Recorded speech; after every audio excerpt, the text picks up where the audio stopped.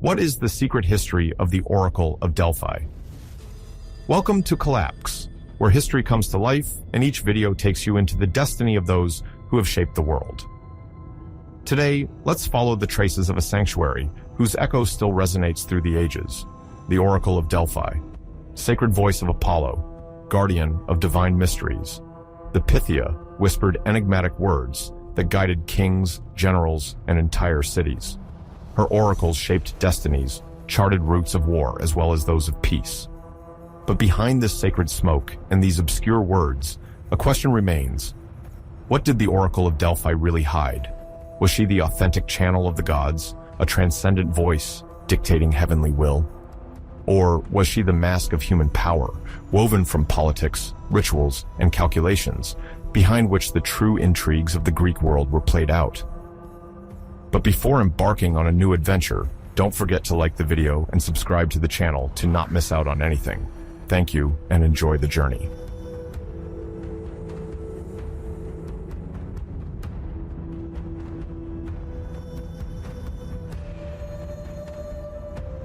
Between 3000 and 800 DUCs.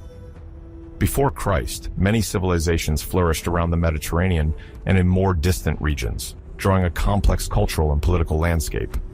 This vast ensemble included pharaonic Egypt, born on the banks of the Nile, as well as Mesopotamia, where first Sumer, then Babylon and Assyria emerged. In Anatolia, the Hattis, sometimes called the ancient Proto-Hittite population, provided the foundation for the rise of the Hittite Empire, while on the Canaanite Levant, which includes Canaan and the Phoenician cities, maritime cultures oriented towards trade developed. To the west, in the Aegean world, a mosaic of islands like the Cyclades and continental kingdoms such as Minoan Crete and Mycenaean shaped unprecedented artistic and architectural traditions. Further inland, in ancient Italy, the Proto-Villanovan culture laid the foundations for what would later become the Etruscan civilization. On the Iberian Peninsula, already active communities forged connections with other maritime powers, while around the Black Sea and in the Great Eurasian Steppes, nomadic and semi-nomadic peoples shaped their own cultural identities. The horizon extended further east to the Indus Valley, where cities like Mohenjo-Daro and Harappa thrived, and to China of the first dynasties, Xia, traditionally dated around 2100 before Christ, Shang, around 1600 before Christ, and Zhou, starting in 1046 before Christ.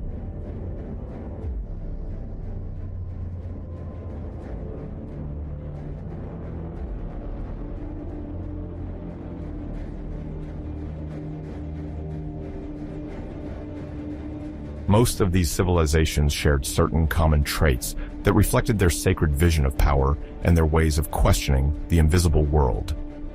The kings, whether Egyptian pharaohs, Mesopotamian rulers, or Hittite monarchs, were not merely administrators, but often embodied a bridge between the divine sphere and the human community.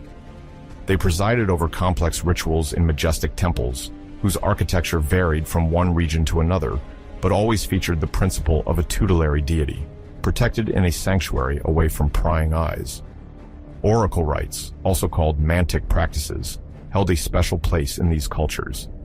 They aimed to decipher the will of the gods through various means, such as observing animal entrails, interpreting dreams, or observing celestial and meteorological phenomena. The cosmologies from these traditions often appeared in the form of sacred poems, ensuring the oral or written transmission of a world history that was both divine and mythical. The Sumerian narratives, for instance, evoke the creation of the universe and the birth of the first human kingdoms, while in Egypt, cosmogonic texts told of the ordering of the primordial chaos by the creator god.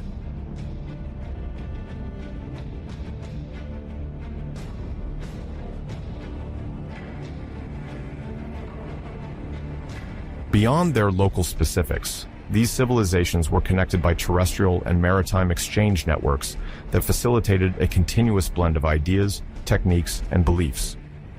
Amber from the Baltic regions traveled southward, where it was prized as an ornamental material or sacred talisman.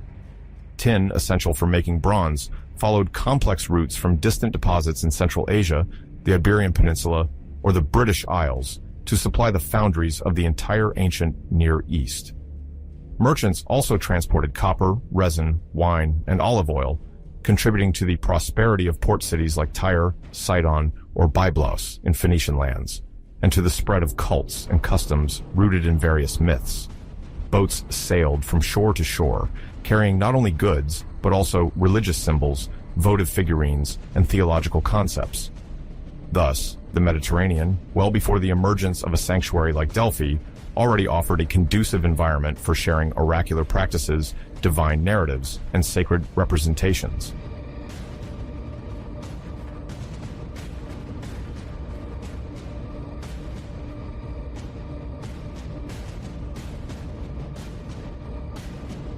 In the Aegean world, Minoan Crete, which thrived notably from the 18th to the 15th century before Christ, was distinguished by the construction of sumptuous palaces like that of Knossos, designed around large central courtyards and adorned with dazzling frescoes. The Minoan populations organized cults in isolated caves or on mountain peaks, where they worshipped deities linked to fertility and the cyclical nature of life. Sometimes animal offerings or ritual processions were practiced, and sacred axes, oriented according to topography and sunlight, contributed to the staging of the sacred. On the Greek mainland, the Mycenaean palaces erected by warrior dynasties took over from the 16th century before Christ, with Mycenae, Tyrans, or Pylos becoming powerful centers of military and economic decision-making. The Mycenaeans, influenced by Minoan traditions, also developed oracular practices, but these remained scattered across multiple local sanctuaries and did not unify around a focal point comparable to a national oracle. In this context, the very idea of a central oracle, such as Delphi would become, had not yet taken root.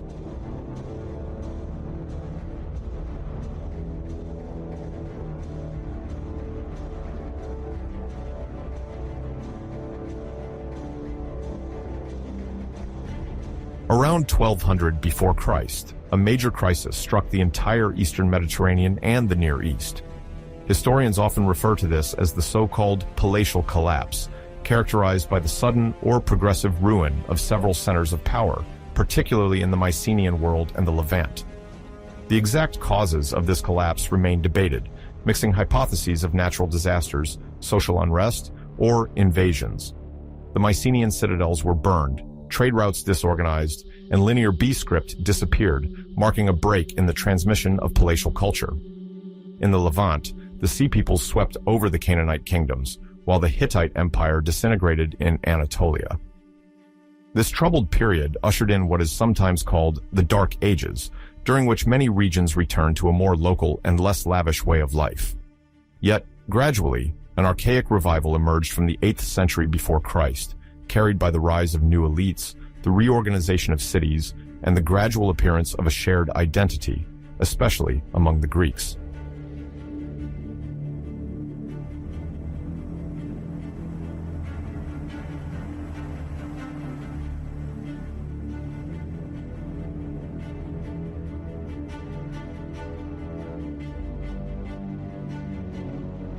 The genesis of Delphi cannot be understood without considering the vast Mediterranean framework where goods, myths, and ritual knowledge circulated. As early as the 9th century before Christ, signs of renewal began to appear in several Greek city-states. An emerging aristocratic elite redefined its relationship with the divine and multiplied offerings in small sanctuaries. Oracular rites remained present, allowed by an age-old tradition where gods were consulted for all major decisions. But gradually, as interactions between different Greek regions intensified, a new form of religious centrality emerged. Delphi, thanks to its geographical position and the strength of its founding myths, would establish itself within this network, while developing a unique character, an oracular institution capable of bringing together cities, often rivals. The ties that once united Mycenaean and Minoan kingdoms through exchanges of amber or metal would now take on a more symbolic turn, positioning Delphi as a spiritual and diplomatic pivot. The nascent oracle, soon dedicated to the god Apollo, would embody the transition between an archaic heritage and the elaboration of a pan-Hellenic space, directly linked to the complexity of such a diverse Mediterranean. The sacred momentum was spreading elsewhere too.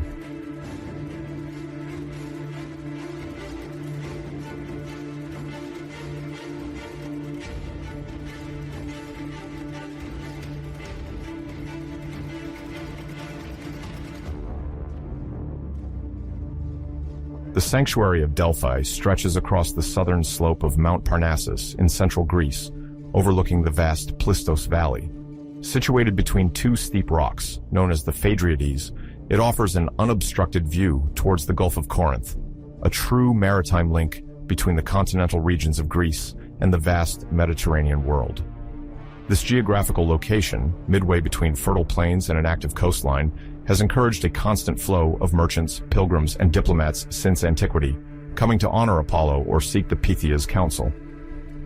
The earliest visitors, sometimes from distant cities, discovered in these heights an almost inaccessible sight for those unfamiliar with the paths, bordered by steep rocks and sparse forests. Mount Parnassus itself rises to nearly 2,500 meters and was long perceived as a place of poetic inspiration, dedicated to the Muses. In Delphi, this proximity between the majesty of the peaks and the depth of the valley enhanced the idea of a divine space, conducive to encounters between men and gods. Over the centuries, access was improved with the creation of roads from the main Greek regions, Boeotia, Phocis, and beyond, confirming Delphi's central role in the religious and political networks of the Hellenic world.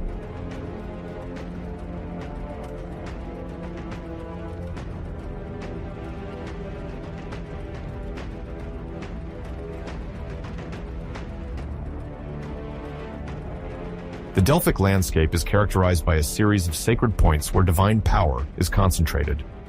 The Castalian Spring, renowned for the purity of its waters, is among the most famous sites. Nestled in a rocky recess at the foot of the Phaedriades, it was used for purification rites.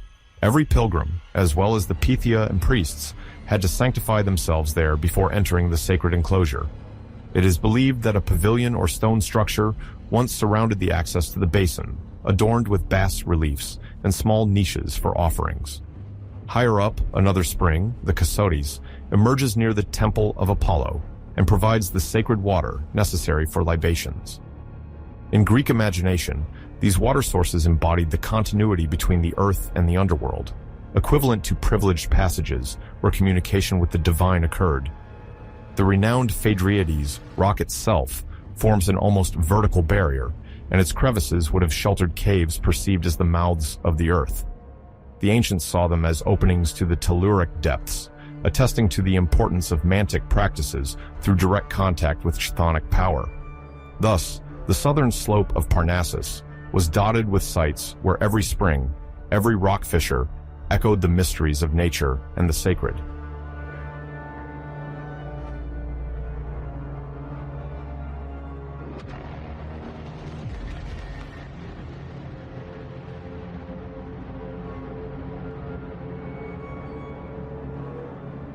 In the very heart of Delphi, a singular object draws the attention of pilgrims from all eras, the omphalos, literally the navel of the world in ancient Greek.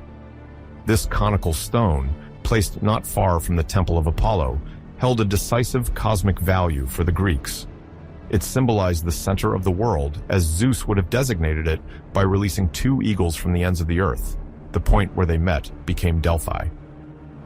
Mythological accounts vary on the shape of the omphalos and its precise location, but all agree on making it a sign of a universal truth, condensed into a unique place. Adorned with bands, sometimes simulating the fleece of an animal or the texture of entrails, the omphalos showcase the links between the earth and the sky, between the human domain and the divine sphere. Some visitors distinguish several omphaloi in the sanctuary, sometimes kept in specific treasuries or displayed during ceremonies. Beyond its material dimension, this symbol evoked the idea of a world axis around which the multiple Greek cities gravitated and, by extension, foreign civilizations came to seek an oracle or offer a gift. The omphalos constituted, in sum, an essential marker in the sanctification of Delphi, confirming its status as a cosmic pivot.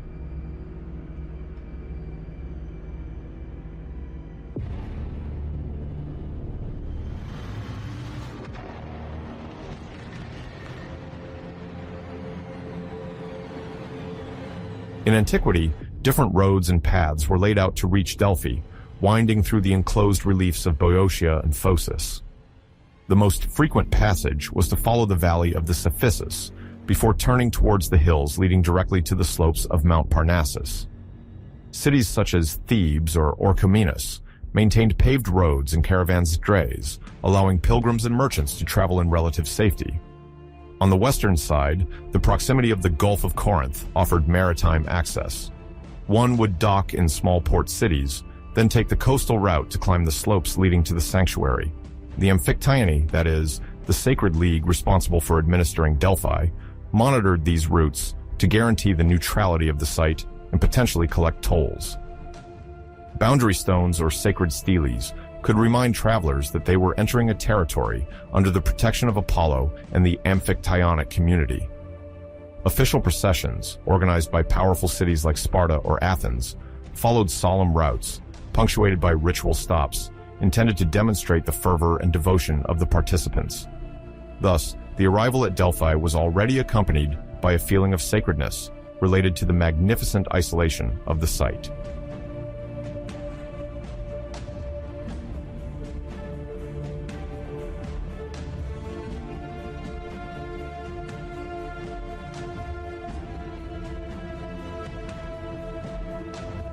Although renowned for its splendor, the southern slope of Parnassus does not always lend itself to a comfortable stay. The mountain climate generates marked temperature differences, and the precipitation can be violent, causing landslides or mudflows in the gorges. The Greek builders, aware of these constraints, had to stabilize the ground by erecting terraces supported by sturdy retaining walls. These masonry works were regularly reinforced over the centuries, especially after heavy rains or earthquakes. Earthquakes, indeed, are another major risk, as the ground of Parnassus is crossed by geological faults that exacerbate the region's seismic activity. The damage to the temple of Apollo and other sacred buildings was sometimes considerable, necessitating vast reconstruction campaigns, as was the case after the fire and earthquake that ravaged the temple in antiquity. The engineers of the time worked on solutions combining blocks of carefully cut limestone or marble, a drainage system to channel rainwater, and a spatial organization allowing possible access to areas subject to erosion. This dual challenge, both climatic and tectonic, did not, however, prevent the sanctuary from flourishing and expanding, attesting to the importance the Greeks placed on divine protection and architectural achievement.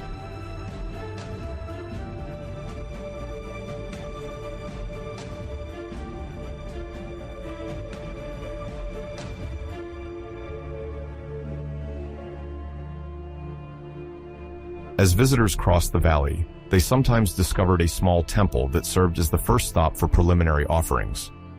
As one ascended, they entered the sacred enclosure, lined with ex voto and statues.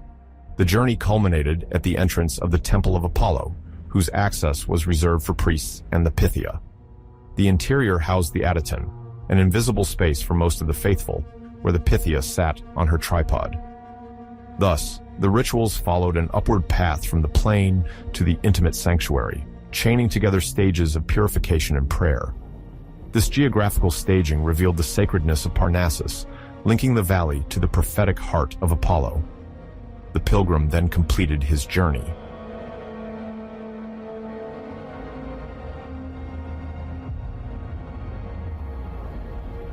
At the beginning, long before Apollo came to reign over Delphi, tradition reports that an original sanctuary was dedicated to Gaia, the earth, the source of all life.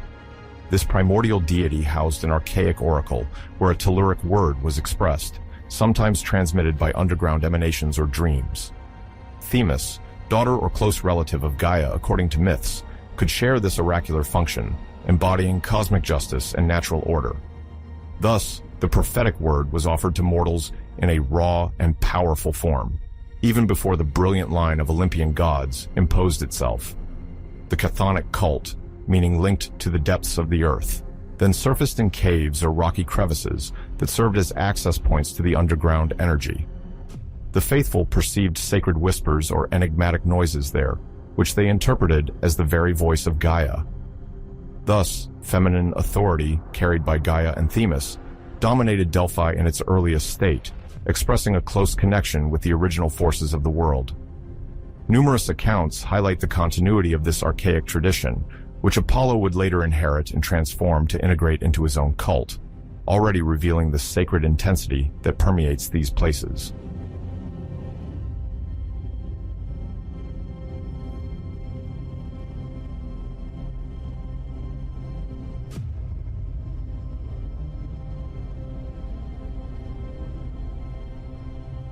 The decisive passage between this Telluric oracle and the arrival of Apollo is illustrated in the myth of the battle against the serpent Python, guardian of the sacred springs.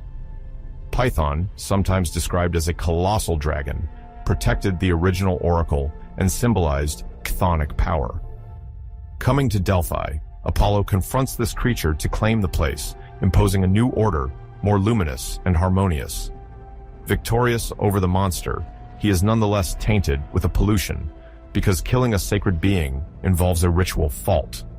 Legends then tell how Apollo must undergo a purifying exile and subsequently institute the Pythian Games, intended to commemorate his victory and honor the memory of Python.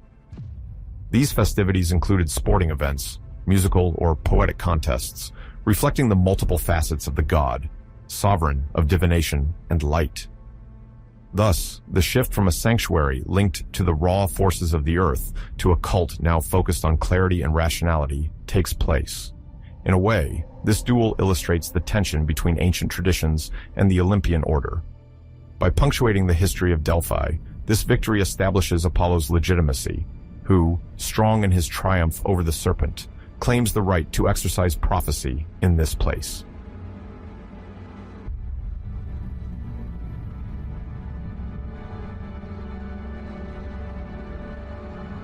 Another tradition emphasizes the episode of Apollo taking the form of a dolphin to lead Cretan sailors to the shores near Delphi.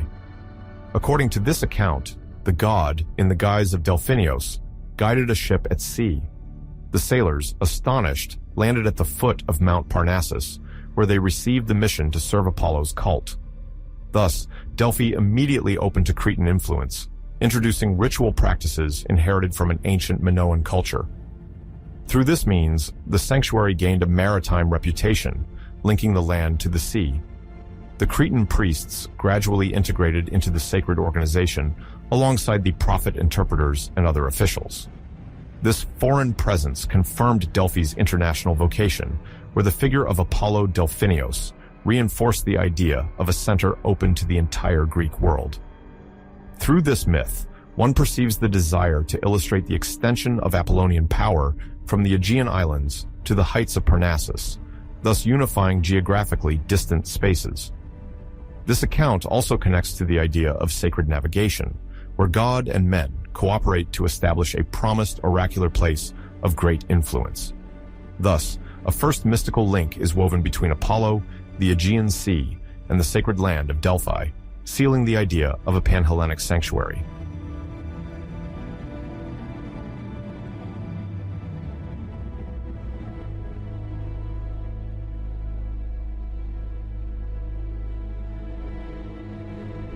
Before the definitive rise of the Pythia as the institutional voice of Apollo, several traditions mention the presence of itinerant prophetesses called sibyls. The term sibyl appears to be of uncertain origin, perhaps from the East, revealing the extent of cultural exchanges in the Mediterranean. It is said that they sometimes emerged spontaneously, pronouncing oracles under the effect of sudden divine inspiration.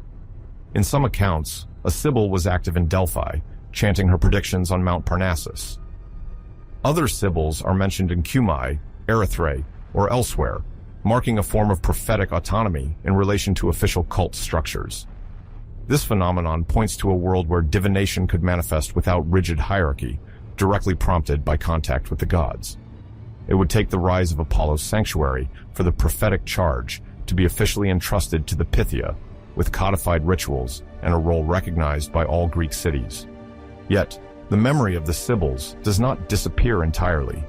Their mysterious words permeate the collective imagination, reminding us that before Apollonian supremacy, prophecy could arise from multiple inspired sources.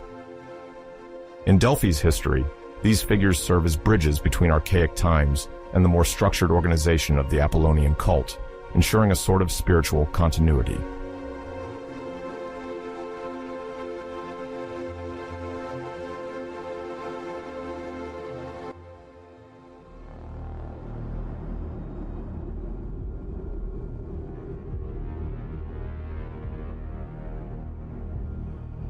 One of the major symbols of Delphi remains the omphalos, the navel stone believed to designate the center of the inhabited world. According to tradition, Zeus wanted to determine this central point and released two eagles, one to the east and the other to the west, to fly across the universe. Their exact meeting above Delphi validated its status as the world's axis. The conical-shaped omphalos sometimes stands in the temple, sometimes outside, depending on the era, devoutly guarded. Its presence materializes the idea of a direct link between gods and men, affirming Delphi's vocation as a cosmic mediator. Images of eagles recur in various iconographies, often recalling the initial flight decided by Zeus. For the Greeks, this sacred stone embodied divine order and consolidated the oracular authority of the sanctuary. Over time, the omphalos was also associated with Gaia, Themis, or Python, suggesting continuity between the ancient earth cult and the new Apollonian cult.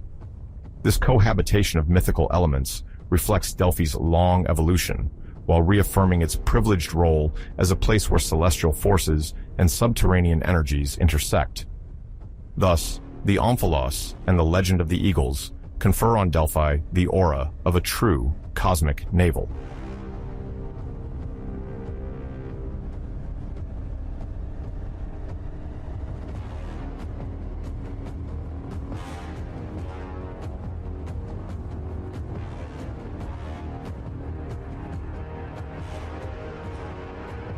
By the end of the 12th century before Christ, some archaeological evidence indicates that Delphi, located on the southern slope of Mount Parnassus, began to attract the attention of regional populations.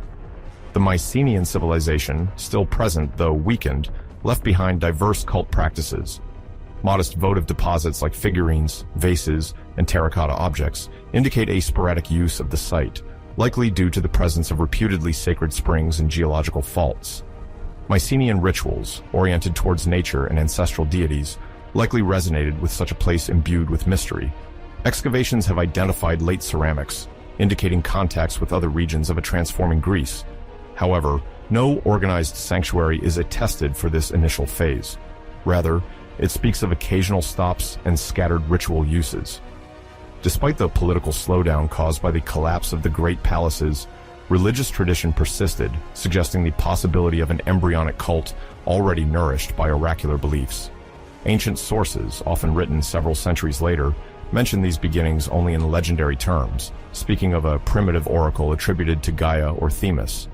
These elements, however, remain difficult to corroborate with the available material evidence.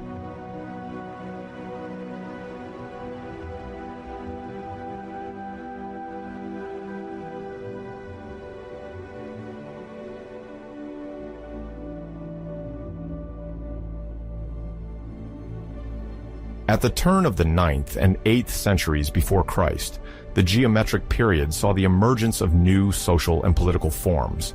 In this context, Delphi began a transition towards becoming a true sanctuary.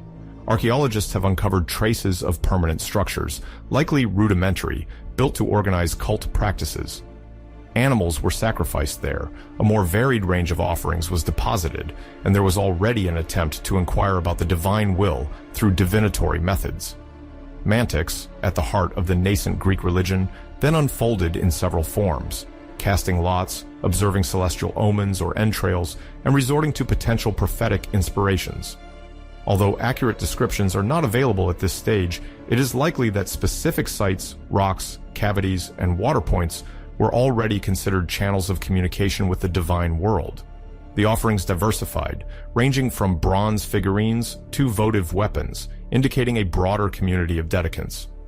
Local elites, interested in the prestige of a spiritual center, found a means to legitimize their position and display their devotion. Thus, over time, Delphi's place in the regional network solidified, gradually attracting followers from Thessaly, Boeotia, and other areas near the Gulf of Corinth.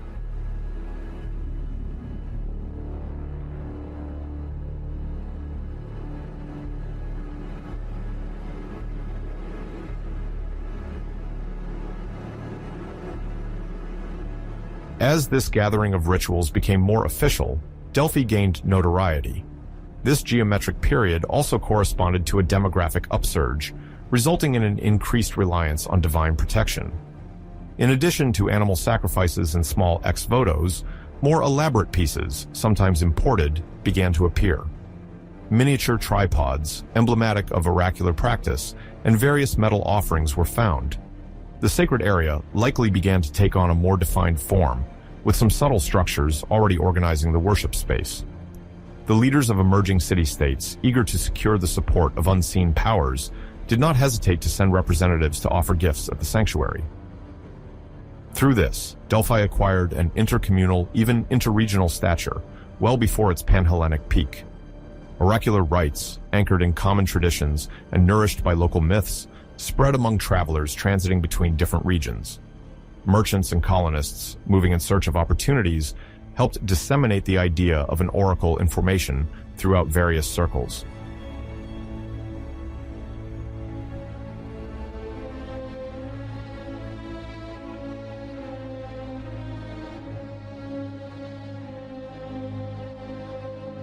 The first known dedicants through inscriptions or later testimonies seem to be local chiefs, but also community groups wishing to share the same cult, offering a share of the spoils from an expedition, depositing weapons taken from the enemy, displaying inherited precious objects. These gestures served to enhance the site's reputation. Delphi gradually became a sacred gathering point for nascent cities, a place where alliances were negotiated and diplomatic messages exchanged. Furthermore, the Delphic Plateau, placed on an axis connecting Thessaly to the Peloponnese via coastal or mountainous routes, served as a valued stopover. The proximity to the Gulf of Corinth also allowed access to maritime routes, further facilitating the influx of visitors arriving by boat. Thus, the intercity prestige of the sanctuary skyrocketed. Its renown crossed the strict borders of Phocis to radiate in a broader Mediterranean space.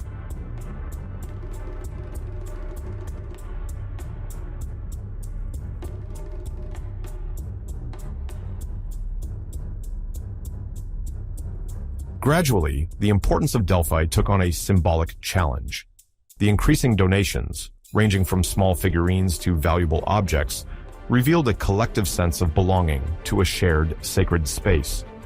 Oracular embers settled there, attracting a wide range of questions related to war, harvests, family relations, or illnesses. The prophetic dimension, although not yet institutionalized as it would be later, began to shape the site's reputation. Some ancient authors retrospectively highlight the notion of divine speech already emanating from these heights. The sanctuary's leaders, whatever their exact designation at the time, orchestrated the rites and ensured that no one transgressed the purification rules. The first organizational frameworks thus began to take shape. For some visitors, offering a valuable object reinforced trust in the god's verdict and established a relationship of sacred exchange. At the same time, the circulation of foreign cults nourished early syncretisms, where local deities mixed with figures from other regions.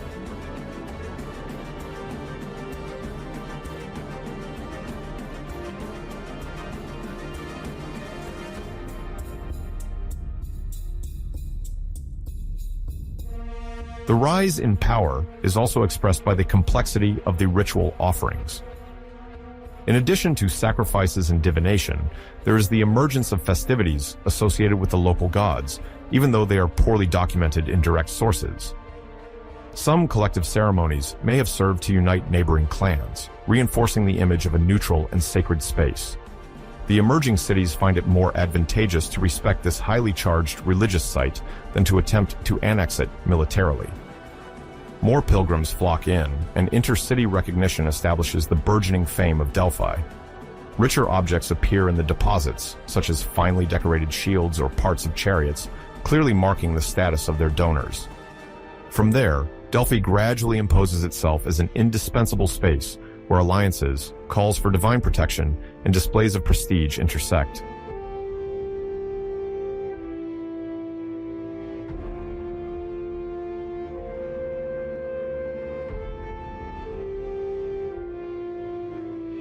By the end of the 8th century before Christ, the sanctuary had already begun its decisive transformation.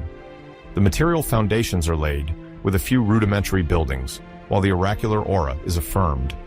The leaders and communities that worship at Delphi find spiritual and political support there, while the offerings they leave tell of their successes and ambitions. Already, the geographical configuration of the place, its heights, its springs, its view over the valley, conveys a powerful sense of sacredness. Travelers describe this extraordinary atmosphere, attesting to the strength of a landscape already seen as the theater of exchanges between the human world and the divine. Gradually, Delphi acquires this role of religious interface, which will lead it to be sought after by an increasing number of Greek cities.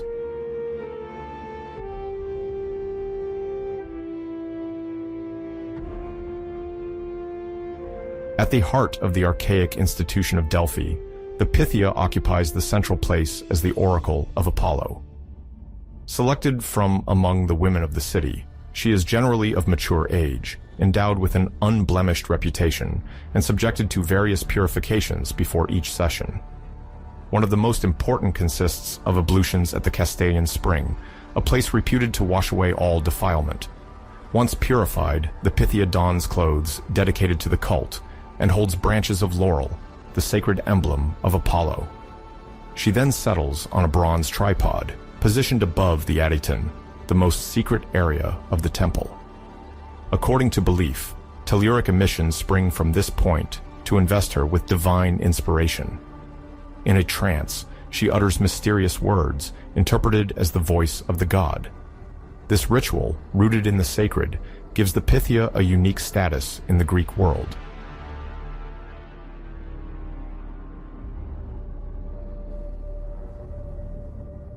Around the Pythia, a large staff ensures the legitimacy of the transmitted message.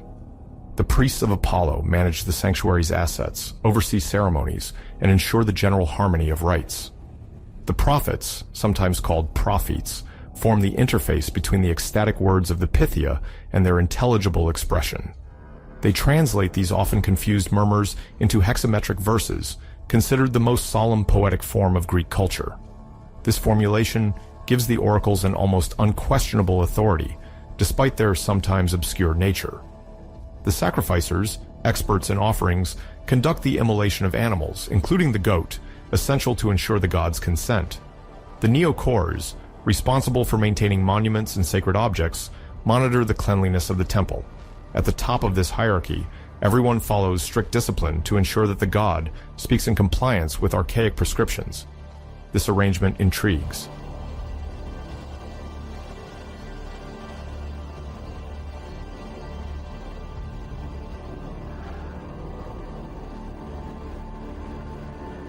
The consultation follows a well-established scenario. The consultant, whether coming from a distant city or a simple pilgrim, first presents his offerings, animals, cakes, precious objects. The goat, in particular, undergoes a ritual verification. It is sprinkled with cold water to see if it shivers, a sign of divine assent. If the omen is unfavorable, the session is postponed. Once the offering is accepted, aromatic herbs are fumigated to purify the atmosphere. The Pythia, already seated on her tripod, prepares for the trance. The officiants then gather the question, sometimes written down, and address it to the inspired priestess. The words she utters, often perceived as enigmatic, are then structured by the prophets. The consultant finally receives a sentence, usually in hexameters, which he must interpret with caution, aware of its potentially ambiguous scope. This divine response does not seal a fate, but guides choices.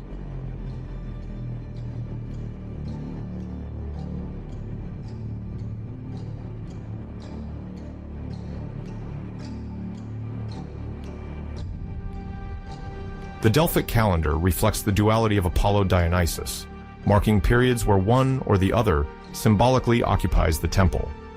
During the winter, Apollo resides with the Hyperboreans, while Dionysus reigns over the sacred enclosure. As a result, oracular consultation primarily takes place during the more temperate seasons when Apollo is believed to return to Delphi. However, some days remain forbidden due to specific festivals or collective purifications. The Delphians establish a lottery system, the Prothinia, to regulate the order of suppliants. Nevertheless, the Promentia, a privilege granted to certain benefactors or privileged cities, allows them to consult without waiting. Sparta is often mentioned as benefiting from this status, in gratitude for its historical support of the sanctuary. The meticulous organization of this calendar illustrates the concern to maintain balance between sacred offerings, the availability of the god, and the demands of numerous visitors. This ritual rhythm creates cohesion.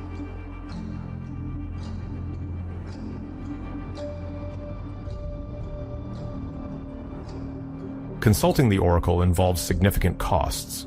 Offerings, whether animals, libations, or precious statues, serve to honor Apollo and support the sanctuary.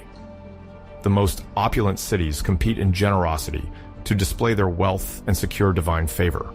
A privilege like promentia is sometimes obtained in reward for acts of military protection or lavish gifts. Thus, the political dimension of Delphi is evident in these relations, where the exchange of presents seals alliances. The often long queues testify to the sanctuary's renown. Unable to pay or wait, a consultant may abandon or seek the support of an influential city. In this context, prestige is gained both by the ostentation of offerings and the antiquity of sacred ties. Delphi transforms into a diplomatic arena where one's ranking in the queue reveals their place in the Hellenic hierarchy. This mechanism encourages the pursuit of prestige.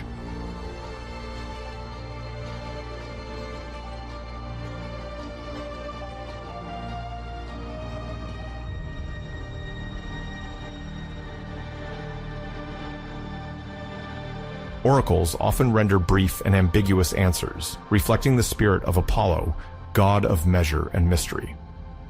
Ancient accounts mention famous examples where the oracular statement, misinterpreted, leads to political or military catastrophe. This ambiguity is not necessarily deceptive. It invites the consultant to reflect on their own situation. Often formulated in hexameters, these predictions contain mythological allusions or wordplay, requiring a keen cultural understanding. The paradigmatic case is that of Croesus, the king of Lydia, who believed he would destroy the enemy but instead destroyed his own kingdom. Oracles warn against excess and highlight the uncertainty of fate. Each city, each individual, seeks to appropriate these formulas to justify or redefine their projects. Thus, the oracular language, though sacred, requires constant interpretation, which can reinforce or undermine the authority of the message's holder. This margin sparks debate.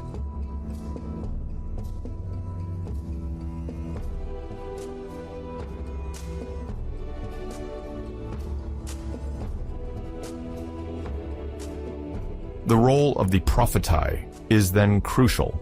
Custodians of religious and poetic knowledge, they collect the words of the Pythia, often spoken in a deep trance.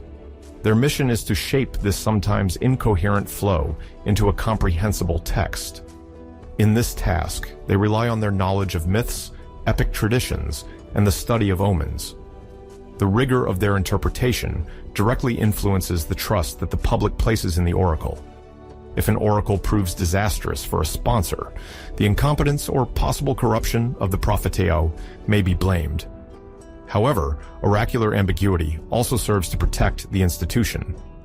By allowing multiple possible readings, Apollo cannot be contradicted outright.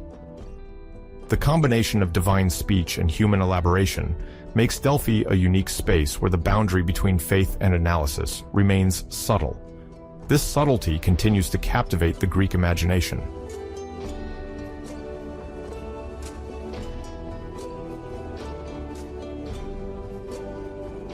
In the archaic era, this set of rules and offices made Delphi a major religious center, influencing the decisions of multiple cities around the Mediterranean. Pilgrims flocked there, aware of the political and spiritual importance of an oracle, validated by priests and structured by the voice of the Pythia.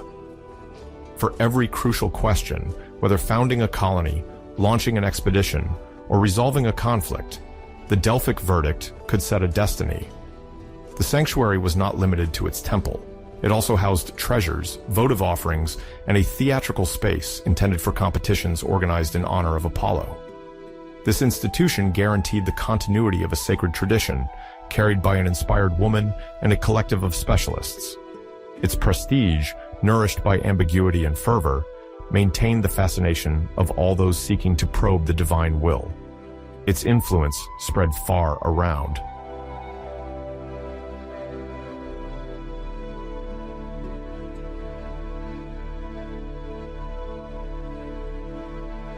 On the steep slope of Mount Parnassus, the Temple of Apollo formed the centerpiece of the monumental sanctuary of Delphi, radiating over the entire valley of the Plistos. Its majestic appearance resulted from multiple phases of construction and reconstruction, caused by fires, earthquakes, and the wear of time. From the Archaic period, the Greeks had erected an initial building in honor of Apollo, the god of light and harmony. Later, natural disasters severely damaged the structure, prompting the confederated cities to fund works to restore a dwelling worthy of divine power. After each disaster, the temple was reborn, adapted to the architectural techniques of the time, while maintaining a deep respect for cultic traditions. The Doric columns, arranged peripterally around the cella, demonstrated the intent to give the structure a timeless solemnity. The pediment, richly adorned with sculptures depicting Apollo's battle against the Python serpent, recalled the mythical victory of the god over the forces of chaos. Inside, the Adyton occupied the most secret part, containing the seat of the Pythia, whose oracles purportedly emanated from sacred mists arising from the earth's depths.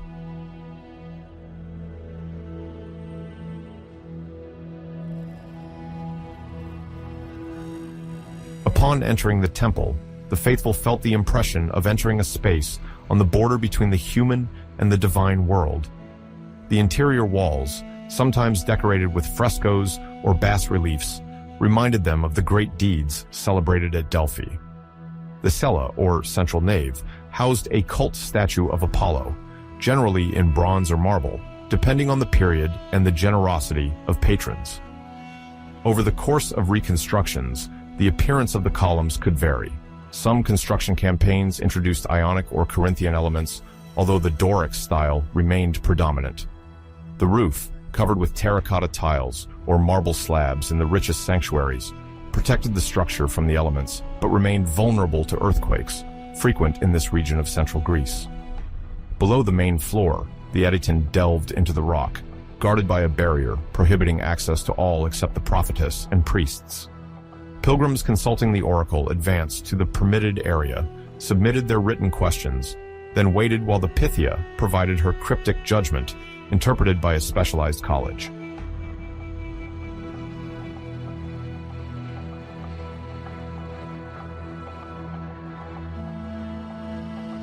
Around the main temple, visitors encountered a profusion of small buildings named treasuries.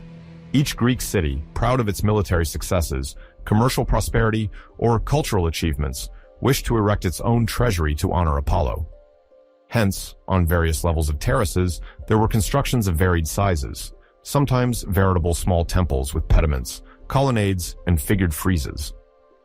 The Siphnian treasury, built in the 6th century before Christ by the islanders of Siphnos, stood out for its exceptionally fine decoration, where gods and heroes stood side by side in relief. Later, the Athenian treasury was erected to commemorate the victory against the Persians. Its Doric architecture, combined with metopes depicting scenes from mythology and patriotic exploits, reflected Athens' influence. In these often richly painted buildings, offerings of great value were stored: gold ingots, precious vases, votive weapons, delicate jewelry. The accumulation of these gifts aimed to illustrate the city's generosity and the privileged relationship they maintained with the god, while competing in splendor to impress other visitors.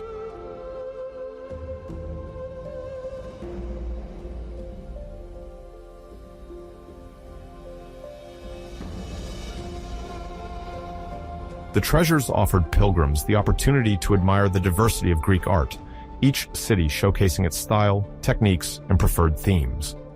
The pediments could depict legendary episodes such as the abduction of Europa, Apollo's intervention with heroes, or the actions of founding figures. The lateral friezes, meanwhile, often represented victorious battles, solemn processions, or divine banquets, forming true stone narratives. The roofs, sometimes embellished with acroters depicting Nikes or sphinxes, added to the overall splendor. Each of these treasures functioned as a sacred chest, a petrified witness of a collective or individual act of devotion. To the eyes of the witnesses of the time, the sight of all these buildings spread along the slope was both an artistic spectacle, an initiatory journey, and an affirmation of pan-Hellenic unity, each city contributing to the splendor of the place without losing its own personality.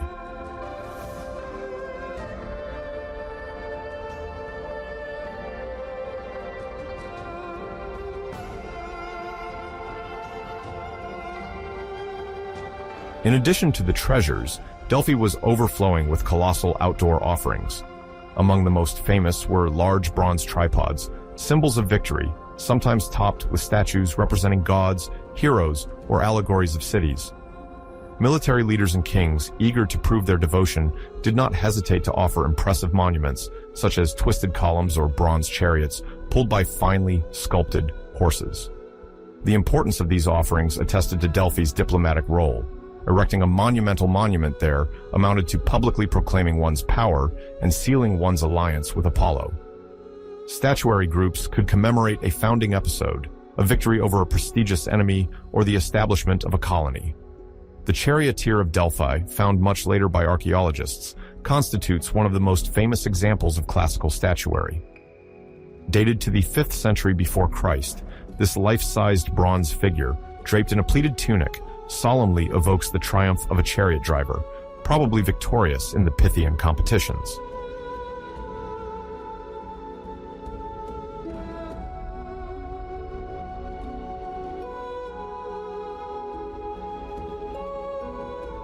Overlooking the temple, the theater of Delphi was terraced, built of local stone, and supported by the natural slope of the site. It offered an unobstructed view of the valley, allowing spectators to enjoy not only artistic performances, but also the grand landscape. The stands, arranged in a semicircle, could accommodate several thousand people, who came to attend the musical and poetic contests organized as part of the Pythia.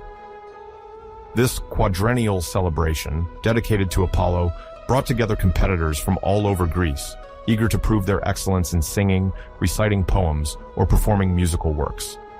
The judges awarded the palm to those who managed to move the assembly, to pay homage to heroic legends, and to illustrate the inspiring power of the god. The winners, crowned within this very theater, received recognition from participants and the public, reinforcing the sacred aura surrounding their names.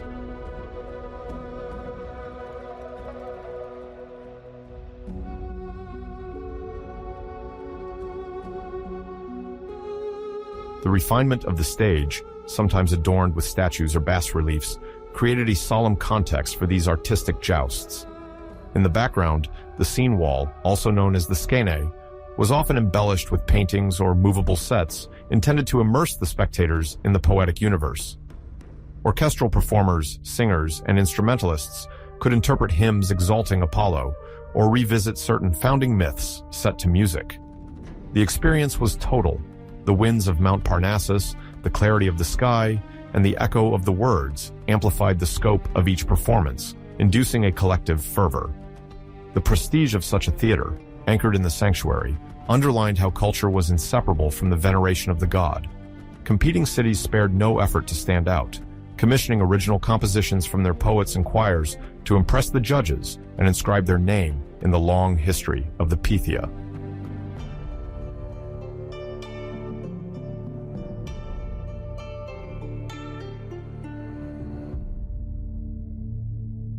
Continuing the ascent towards the heights of the site, one reached the stadium, perched on a higher plateau. Here took place the sports competitions, another essential component of the Pythian Games. Athletes competed in various exercises, foot races, jumping contests, discus or javelin throwing, and sometimes equestrian events.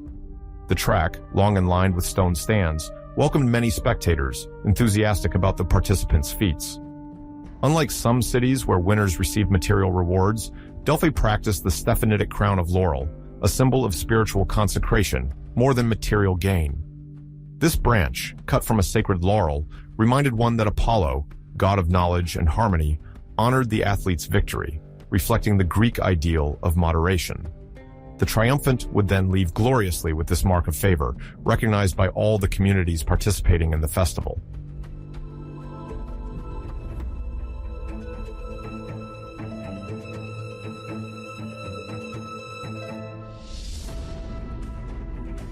To move between these different areas, temple, treasuries, theater, and stadium, the pilgrims used the sacred way, a winding path dotted with statues and votive monuments.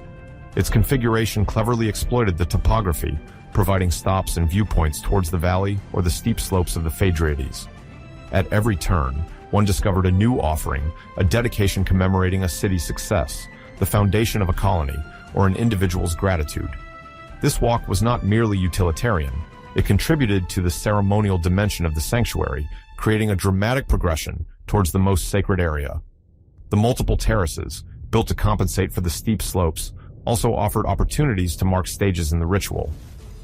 As they approached the temple, the pilgrims were already immersed in the mystical atmosphere of Delphi, prepared to meet the god through a series of images evoking his exploits and radiance.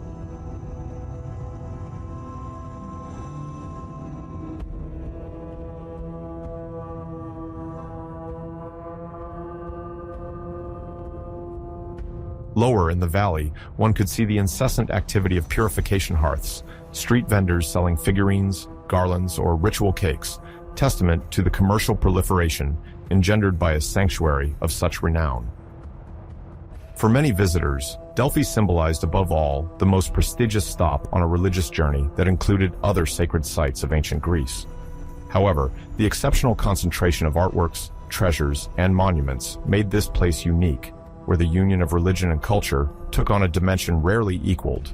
The Phocians, the Boeotians, and other peoples from neighboring regions ensured the maintenance of access roads and guaranteed safe passage for the pilgrims. The flows of faithful, more significant during the Pythian celebrations, could then climb the paths in procession, guided by priests or heralds, proclaiming the order of ceremonies.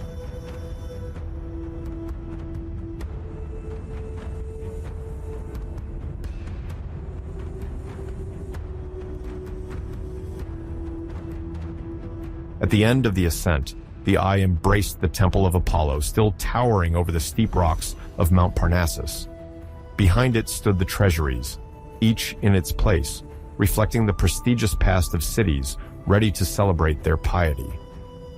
On the heights, one could glimpse the silhouette of the stadium, while in the middle, an amphitheater overlooking the slope invited songs and poems to resonate in the clear air. The faithful, surrounded by statues, columns, inscriptions, and friezes, experienced a sanctuary dedicated to the divine word, sacred competition, and artistic beauty. No other Pan-Hellenic center fused the spiritual, cultural, and sporting spheres with such brilliance. The pilgrims, whether simple citizens or official emissaries, found there a place of shared emotion, where every corner exalted Apollo, protector of order, wisdom, and formal perfection.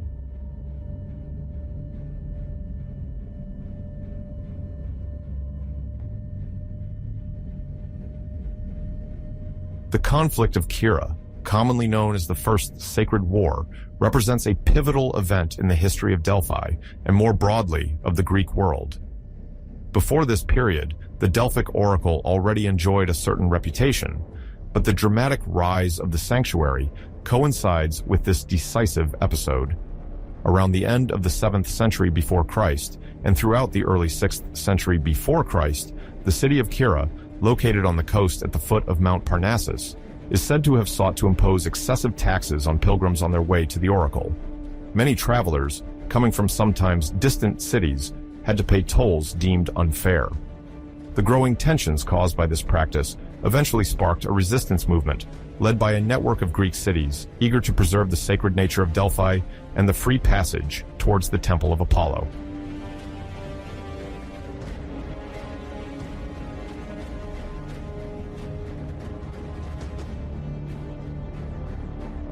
According to some ancient sources, the coalition formed to defend Delphi mainly included cities from Thessaly, Boeotia, and Phocis, although other regions may have offered their support. These cities were outraged to see Kira transforming a place of piety into a commercial zone subjected to surtaxes. The ensuing war was not limited to skirmishes. It involved a siege of the coastal city, as well as military operations marked by stratagems, such as the poisoning of Kira's water supplies.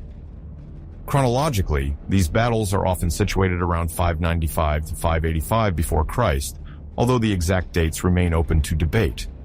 The participants sought to assert the principle of free access to the sanctuary, a right considered fundamental for all Greeks.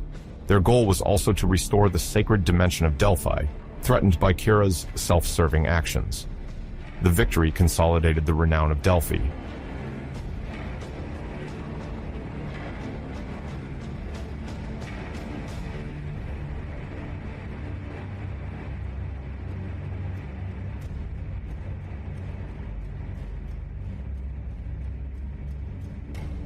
The outcome of this war marked the official sanctification of the plain near Delphi, ensuring the inviolability of the area.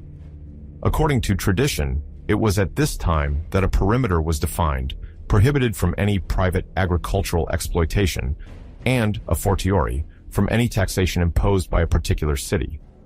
The victors decreed that the lands surrounding Delphi should be preserved from any appropriation, so that the faithful could move there in complete peace of mind. By this decision, a new privileged status was instituted for the sanctuary, which henceforth escaped the exclusive authority of a single city. Despite the political and military differences that could oppose the various Greek states, they agreed at least on one fact. Delphi had to remain a neutral space, common to all. This agreement not only strengthened the position of the sanctuary, but also affirmed its pan-Hellenic significance. The sacred always prevailed over rivalries.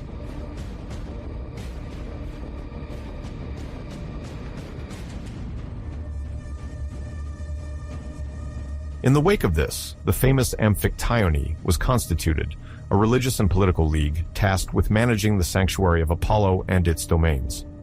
The initiative for this institution is often attributed to powerful cities such as the Thessalians, keen to control access to the sanctuary, or the Boeotians and Phocians, who saw it as a means to influence sacred decisions. The Amphictyony was not a mere informal gathering. It had precise statutes, setting out the obligations and rights of each member city. Its essential role was to preserve the integrity of the sanctuary, to administer the sacred funds, and to enforce the rules established around Delphi. It is possible that this league was based on a prior religious framework, but it clearly grew in importance after the victory against Kira, when the necessity to cooperate to protect the holy place became evident. The organization defended the common interest.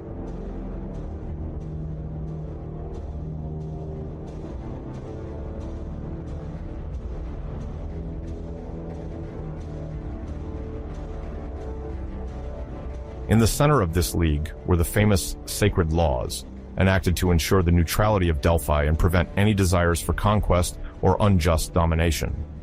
These laws set out severe sanctions against any sacrilege, whether it be thefts, desecrations, or violations of the inviolability of the sacred perimeter. Fines could be imposed on guilty cities, and in case of serious transgression, the culprits exposed themselves to the collective hostility of the Amphictyony. Furthermore, expiatory dedications were often required to repair committed offenses. The cities thus pledged to respect these principles, aware that any violation could lead to a common response. The monitoring of these regulations was essentially the responsibility of an Amphictyonic council, where each community had seats. This institutionalized not only cooperation, but also guaranteed a control mechanism aimed at consolidating peace around the sanctuary. This reinforced the sacred dimension of Delphi.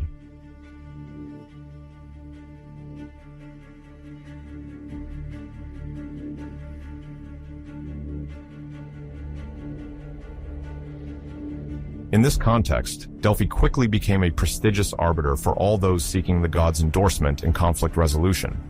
The cities realized that, to be listened to and recognized in the Greek world, they had to preserve the sanctuary and appear in a favorable position there.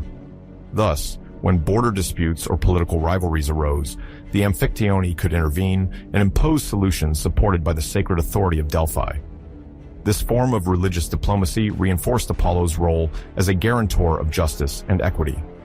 Narratives of the time even report that some leaders consulted the oracle before undertaking a conquest, seeking to obtain a favorable opinion that would put them in a position of legitimacy. Delphi gained a status as an impartial arbiter, although in practice, the games of influence remained complex and subject to many negotiations. Nonetheless, the issue of prestige remained ever present and aroused rivalries. 」 . 」 . 」 . 」 . 」 . 」 . 」 . 」 . 」 . 」 . 」 . 」 . 」 . 」 . 」 . 」 . 」 . 」 . 」 . 」 . 」 . 」 . 」 . 」 . 」 . 」 . 」 . 」 . 」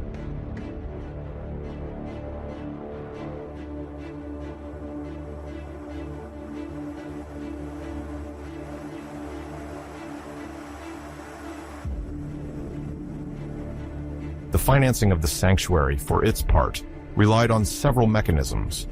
On the one hand, tithes levied from spoils of war contributed to Delphi's enrichment, as many cities, eager to gain Apollo's favor, willingly dedicated a portion of their trophies to the gods.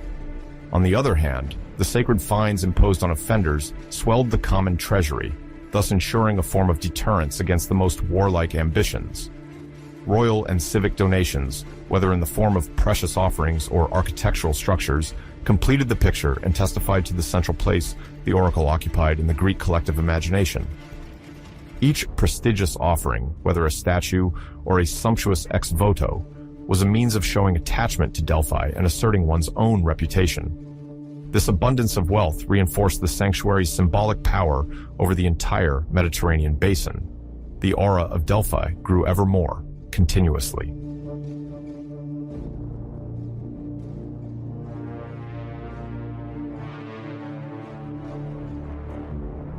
During the period extending from the 8th to the 6th century before Christ, Greece experienced an unprecedented expansion movement, often referred to as Greek colonization.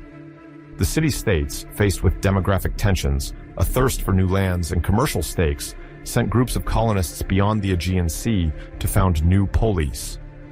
In this context, Delphi occupied a special place as a pan-Hellenic sanctuary where the Oracle of Apollo was found, renowned for guiding and legitimizing these distant enterprises.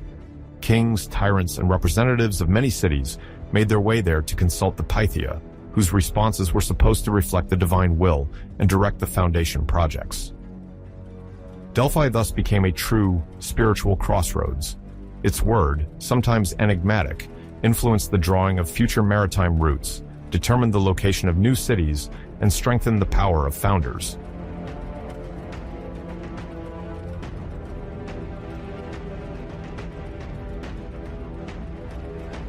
The foundation oracles, peculiar to this period of great mobility, play a crucial role in the colonization process. Expeditions often seek to obtain a sacred fire from the Temple of Apollo to light the hearth of their future establishment. According to tradition, Delphi also provides the eponymous name of the founding hero, or oikist, as well as the modalities of the foundation. The oracles frequently indicate the ideal site where it is appropriate to settle, based on criteria that, although spiritual, correspond to the political and economic necessities of the time. When the Dorians considered founding a colony in Cyrenaica, present-day Libya, the oracle supposedly gave them precise directives concerning the location of Cyrene. Similarly, several Sicilian cities, like Syracuse, seek Apollo's blessing before settling on lands sometimes already occupied by indigenous populations, leading to a complex game of diplomatic and military negotiations.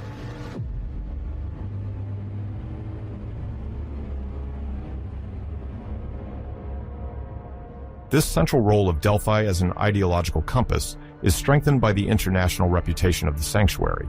Greek navigators crisscrossed the Mediterranean from the coasts of Asia Minor to the Tyrrhenian Sea, and systematically include a visit to Delphi in their preparations. The priests of the temple, assisting the Pythia, sometimes offer tactical advice. They designate potential dangers, suggest agreements with certain local powers, and encourage ethnic cohesion around the god Apollo. This phenomenon is amplified by the proliferation of maritime exchanges, which promotes the circulation of objects, ideas, and cultic practices. Thus, the sanctuary becomes not only a sacred place, but also a strategic information center. Many explorers or officers on missions for their city seek to obtain Apollo's approval, which they consider a guarantee of their success, or at least a protector in these hazardous enterprises.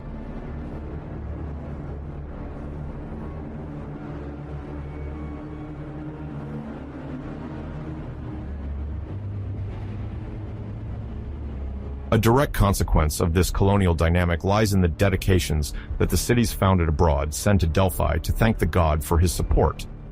Whether it concerns establishments in the west, notably in southern Italy or Sicily, or foundations on the shores of the Euxine Sea, the Greek name for the Black Sea, the colonists maintain a spiritual link with their metropolis and, by extension, with Delphi. They send offerings to the sanctuary bearing witness to their growing prosperity: gold ingots, vases made of precious metal, votive statues, or even decorative reliefs illustrating their history. These testimonials, carefully displayed within the sacred enclosure, contribute to the glory of the site and reinforce the sense of belonging to a common culture. The inscriptions engraved on the offerings often recall the date of the foundation and the name of the dedicators, thus testifying to the success of these overseas enterprises.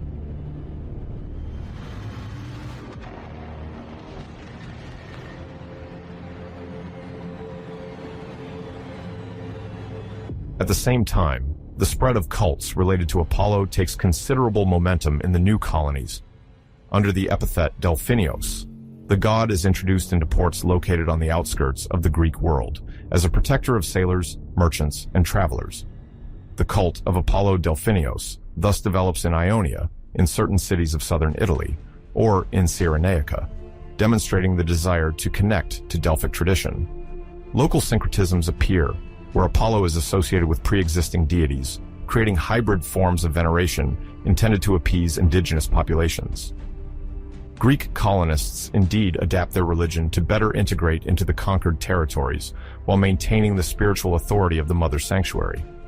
This divine recognition favors acceptance of the newcomers and gives rise to alliances with local elites. In this process, Delphi remains the reference par excellence for all matters concerning the authenticity of the Apollonian cult.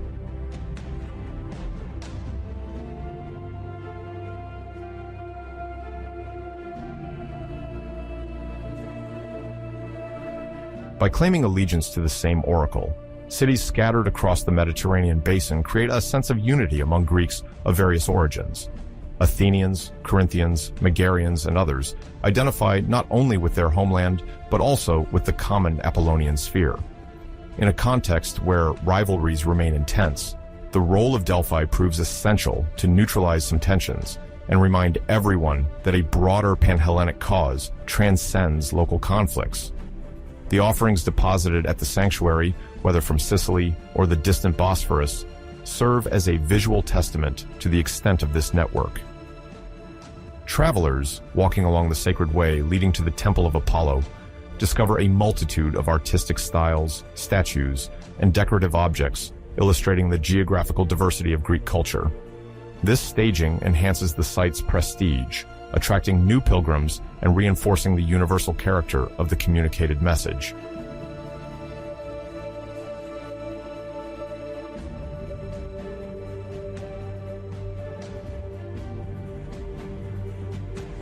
However, the oracular responses, often written in an allegorical language, are not always perfectly understood. The ambiguities inherent in the divinatory art sometimes lead to misunderstandings with unexpected consequences. Some expedition leaders, convinced they had received divine confirmation concerning the location of their future city, find once there that the actual indications contained subtleties that had eluded them. In certain accounts passed down by ancient historians, entire communities must abandon a site too inhospitable or deemed contrary to the will of a local god to establish a little further away. The often cited example is that of Cyrene. The first Greek colonists, disoriented by the climate and native resistance, consulted the oracle again for more precise guidance, which led them to slightly relocate the center of their foundation. Thus, the veiled language of the Pythia requires founders to conduct meticulous interpretation and political discernment.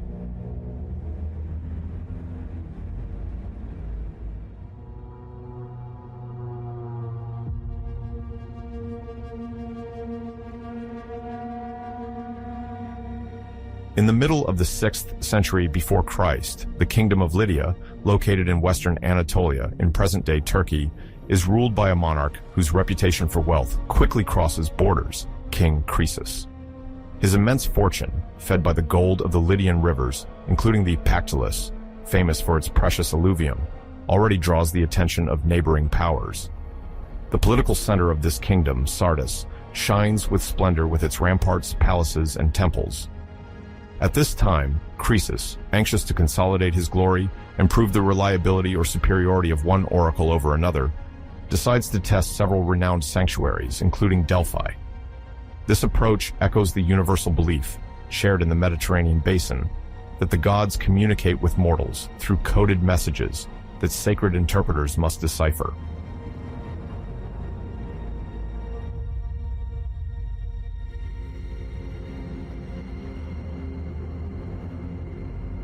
When Croesus considers selecting an oracle worthy of his trust, he intends to test each divine place according to a method he deems infallible. He dispatches emissaries, tasked with arriving in various cities at a precise moment and simultaneously questioning the priests or prophetesses.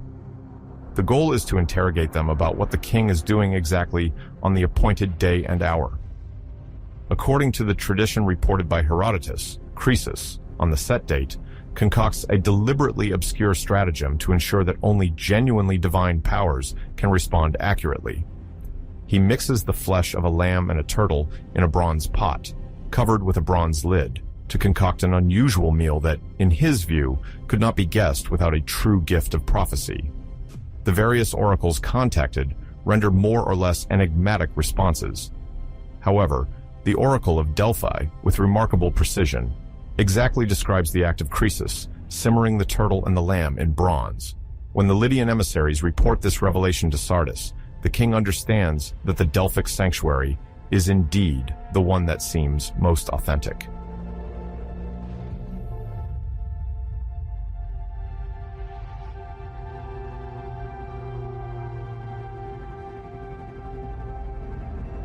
The triumph of Delphi during the test had considerable repercussions.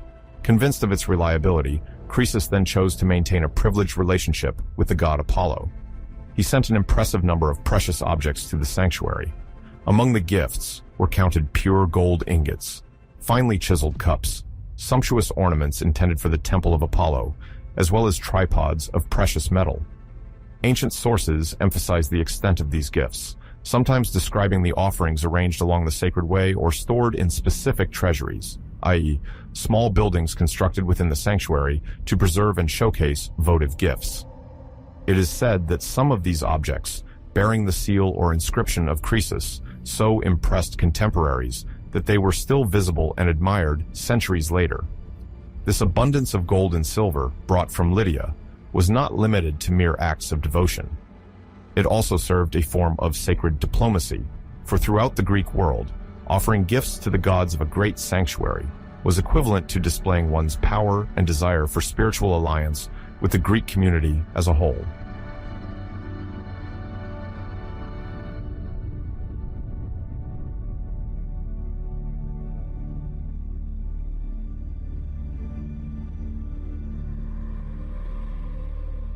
In parallel with these spectacular gifts, Croesus inquired about a decisive oracle for his military plans.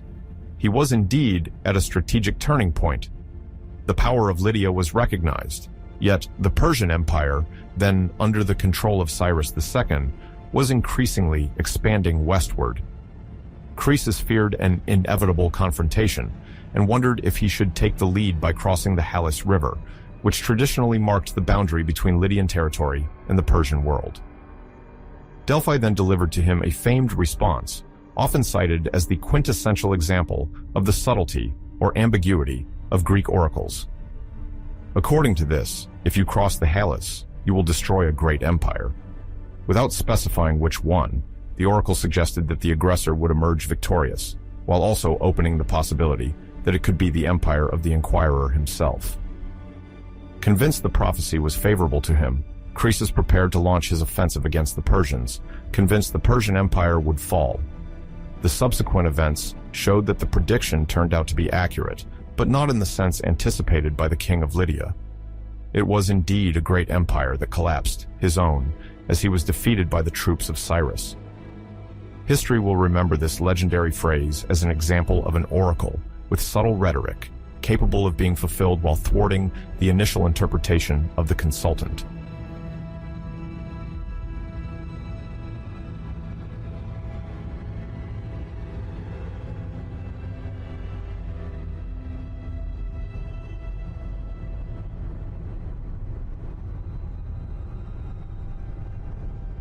Whatever the military outcome, the opulent gifts of the Lydian king increased Delphi's prestige and significantly bolstered the already growing fame of the sanctuary. Other Greek cities, sensitive to the idea of validation by the god Apollo, observed with admiration that even an Asian minor ruler held the Pythian institution in such high regard. The confluence of these offerings, whose value was unprecedented, tangibly testified to the international aura now enjoyed by the oracular center. By effective mimicry, other Eastern lords, kings, or satraps would also turn to Delphi to gain the favor of Apollo, or even to tip the sacred judgment in their favor in possible diplomatic dealings. The prevailing idea was that an earthly power, particularly one foreign to the Greek world, gained legitimacy by honoring a paramount pan-Hellenic sanctuary. By acting in this way, these Eastern princes indirectly consolidated their image as cultured kings or even protectors of civilization.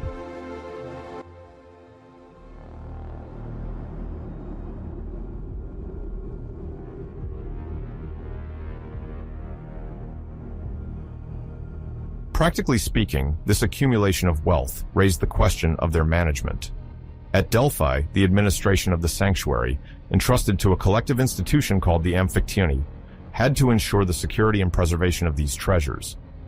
The Amphictyony, which brought together different cities around a commitment to protect and maintain the site, was organized to inventory the offerings, ensure their integrity, and sometimes see that part of them served to finance the embellishment or restoration of infrastructure.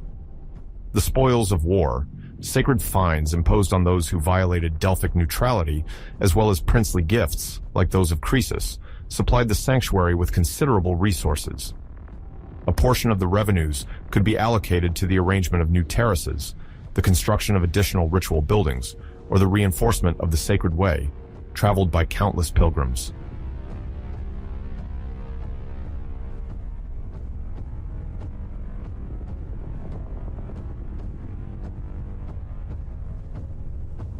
The local economy benefits, as the arrival of precious metals encourages the commissioning of artworks, the use of renowned stonemasons, sculptors, and bronzers. Artisans, often originating from various regions, flock to offer their expertise to demanding clients, whether it's the Delphic clergy, competing cities wishing to erect a sumptuous treasury, or royal patrons seeking commemorative monuments. Sources sometimes mention specific workshops, temporarily set up on site, to craft a statuary group commissioned by a distant prince. This movement of artists and styles contributes to making Delphi a true cultural crossroads, where Ionic, Dorian, and even Anatolian influences mix. Skills are transmitted, as are decorative motifs and technical innovations in working with bronze or stone.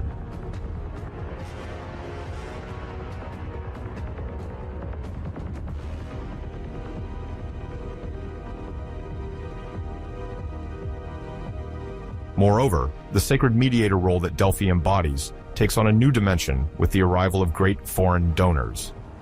Multiple Greek cities, sometimes in conflict, notice that the oracle can also address kings beyond the Aegean world. This universality strengthens Delphi's position as a moral or arbitral tribunal. The successive Pythias, by responding to political and military questions, gain additional prestige. Official representatives, whether Spartan, Athenian, Corinthian, or from other regions, witness the displayed offerings and the respect shown by Croesus or other Eastern powers. Faced with this display of wealth, each city feels encouraged to rival in devotion and homage, both to nourish local pride and to ensure the favors of the god.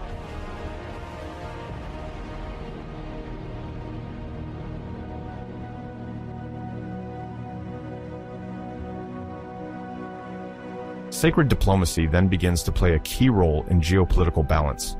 Delphi is not merely a sanctuary for personal consultation or a place for spiritual quest. It becomes the interface where an Asian king meets competing Greek delegations. The sumptuous gifts act as implicit messages. Croesus does not come as a simple devotee, but as a potential ally, or at least as a power willing to negotiate. He thus displays a desire for dialogue with the Greek cities that the sanctuary symbolizes. Conversely, these cities clearly perceive that the support of Apollo, claimed by an Asian sovereign, can influence regional balances. One can easily imagine discussions on the sidelines of the rites, questioning the value of this or that offering, the possible military or commercial alliances it suggests, and the precedence in the order of oracle consultations.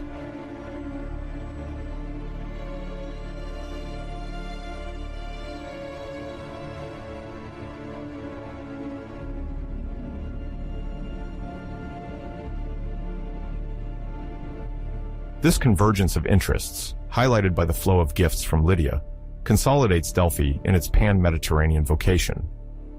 Long before the episode of Croesus, the sanctuary had already acquired a certain reputation in the Greek world, notably by its role as an arbiter in territorial disputes, or through its responses concerning the founding of colonies.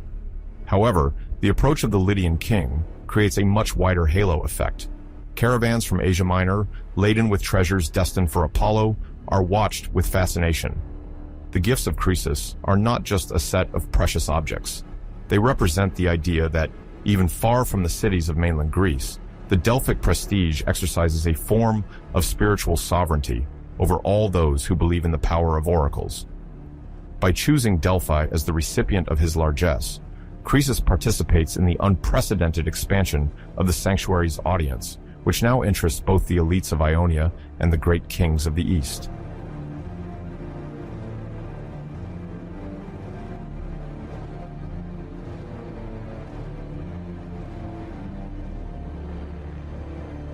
The repercussions on Delphic fortune also manifest in the possibility of multiplying monumental constructions. The offered treasures, some tripods distinguished by their size and ornamentation, provide the necessary impetus for the realization of new spectacular dedications. The very placement of the offerings within the sacred precinct is carefully arranged. There is an effort to stage the contributions of various donors, to display bronze statues or votive columns that recall the magnificence of each patron. This emphasis on presentation helps develop a quasi-theatrical route for pilgrims ascending the slope to the Temple of Apollo. The path, lined with luxurious objects, instills a sense of grandeur and communion around the god, while each visitor becomes aware of the international scope that Delphi has acquired.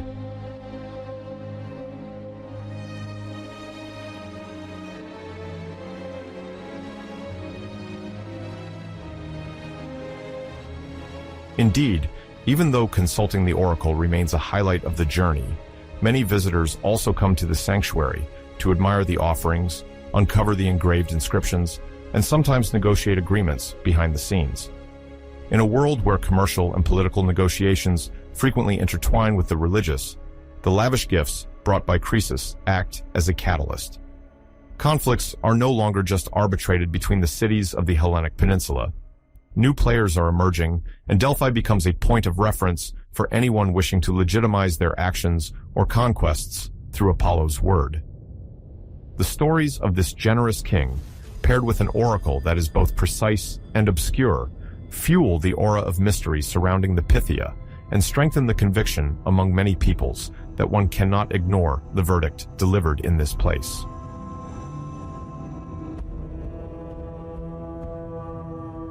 Once news of Croesus's military defeat spread, many observers wondered how to retrospectively interpret the famous phrase of the oracle.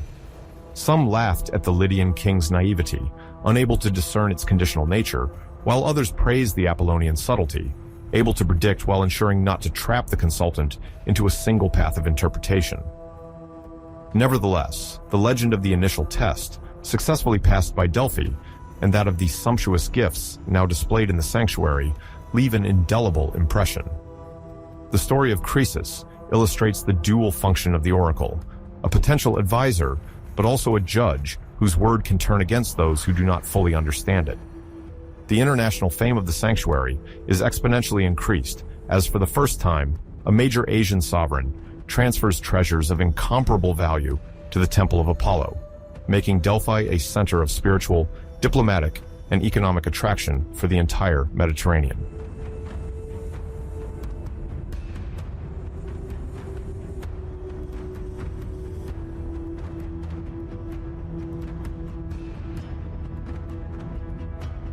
At the beginning of the 5th century before Christ, Greece faces the growing power of the Persian Empire.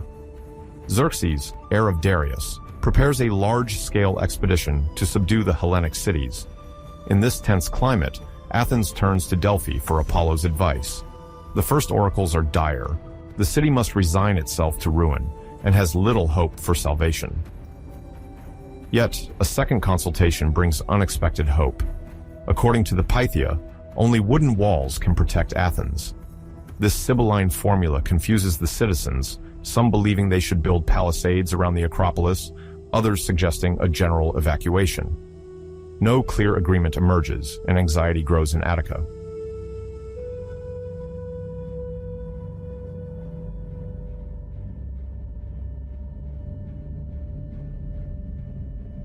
Themistocles, a shrewd strategist, understands that the god actually refers to the fleet. For him, warships constitute these wooden walls capable of resisting the invader. Supported by an influential part of the assembly, he gets an ambitious naval construction plan approved, funded notably by the silver mines of Lorien. Athens then puts all its energy into equipping a combat navy, gathering rowers and hoplites on the triremes. This maritime focus goes beyond protecting the city alone. Under the aegis of the Hellenic Confederation, it becomes the pivot of Greek strategy. The prestige of the oracle reinforces Themistocles' authority, as Apollo's word is regarded as legitimate support, just like popular will.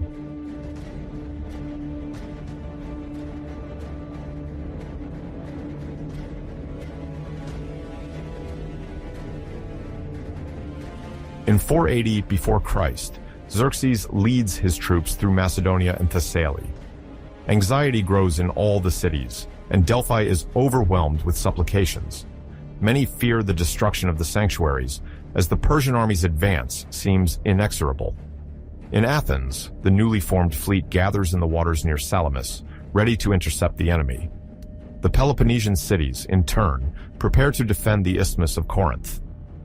While the oracle continuously emphasizes the urgency of unity, Themistocles maneuvers to draw the Persian fleet into the strait, where Xerxes' numerical superiority will be diminished.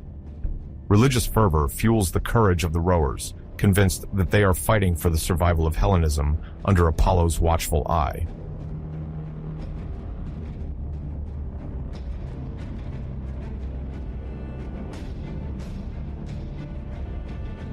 The naval battle of Salamis marks a turning point. The Greek triremes, more maneuverable in this confined space, inflict a heavy defeat on the Persians. Later, historians attribute this success both to Themistocles' cunning and the blessings of Athena and Apollo. At the time, many see it as proof of the rightness of the oracles. Delphi soon receives emissaries tasked with presenting victory offerings, tripods, votive offerings, and inscriptions celebrating Pan-Hellenic solidarity. These gifts, laid before the temple, reaffirm the prestige of the sanctuary. The Athenians, in particular, wish to prove that their interpretation of the wooden walls saved all of Greece. This public display of gratitude towards the god further fuels the miraculous reputation of Delphi.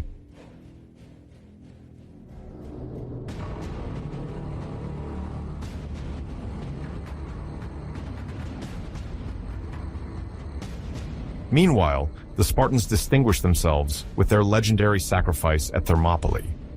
According to tradition, Leonidas receives an oracle announcing that a Spartan king must perish to preserve Greek freedom.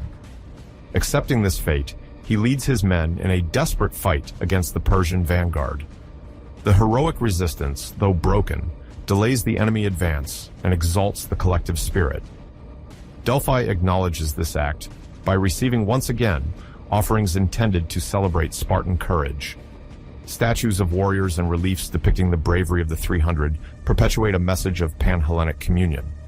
The cities draw moral renewal from it, convinced that the union favored by the gods can triumph over everything. Thus, Thermopylae and Salamis become sacred milestones in Greek memory.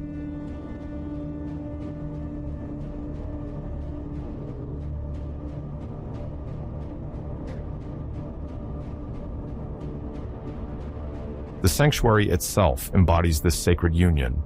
Delphi is the diplomatic convergence point where proposals, treaties, and oaths are exchanged. The already latent notion of Panhellenism is strengthened by the necessity to ally against a common danger. Apollo, through the Pythia, continually reminds the Greeks that they share a common culture and a connected destiny. Ambassadors from various cities, sometimes hostile to each other, view it as a neutral space to settle their differences. In this context, the oracle plays a major political role, encouraging the formation of leagues and endorsing defensive pacts. For many Hellenes, the victory over the Eastern enemy is above all one of a collective consciousness born from the spirit of Delphi, more unifying than any other regional power. Pilgrims see it as a reflection of a cosmic order under Apollo's watchful eye.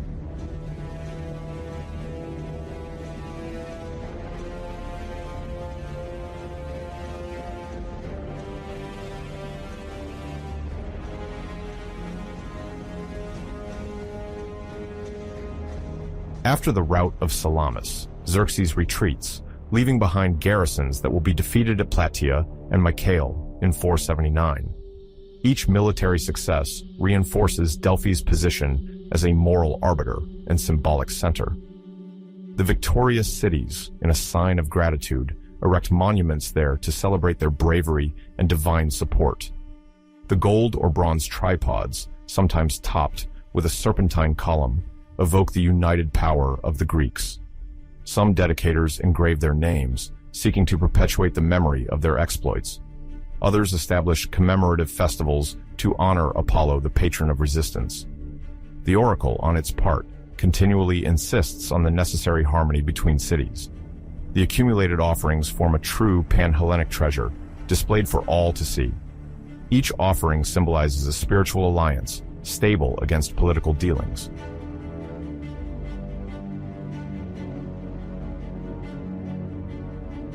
With the war over, Delphi appears as a living memorial. All of Greece admires the votive offerings intended for Apollo, mixing battle trophies, precious ingots, and heroic statues. Competing cities vie for the honor of displaying their offerings in the most visible spots. The Amphictyony, which manages the sanctuary, regulates the installation of these testimonies to avoid quarrels. It is also the era when tales glorifying the creation of a Greek unity, legitimized by the god, are born in the collective imagination. Apollo's priests inscribe on steles the names of the victors and describe the alliances concluded between once hostile cities. Mentions of the dark oracles and wooden walls circulate in poems and speeches, illustrating the divine foresight associated with human will. Everywhere, the glory of Apollo, the victor, is proclaimed.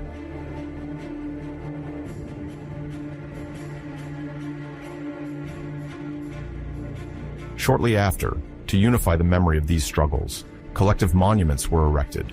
Majestic tripods, gigantic bronze serpents, and commemorative friezes adorned the sacred enclosure. Athenians and Spartans, joined by other cities, had lists of heroes, names of strategists, and evocations of decisive battles engraved there.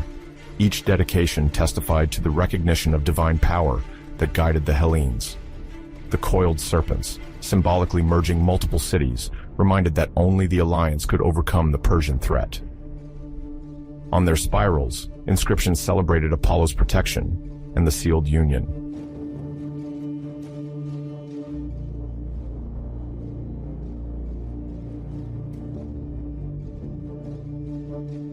In the 5th century before Christ, Delphi occupied a prominent place in the Greek world, while Athens and Sparta vied for hegemony. Athens, strong with its naval power and democracy, stood against Sparta, renowned for its military virtues and oligarchic regime.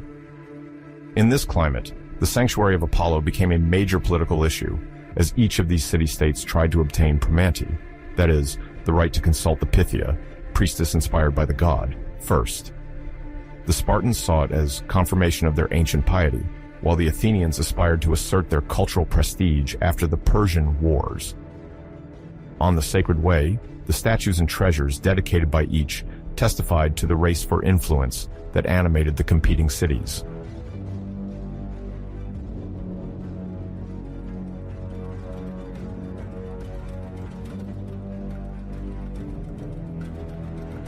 The Pythian theater, an institution closely associated with the Pythian Games, helped strengthen the splendor of Delphi.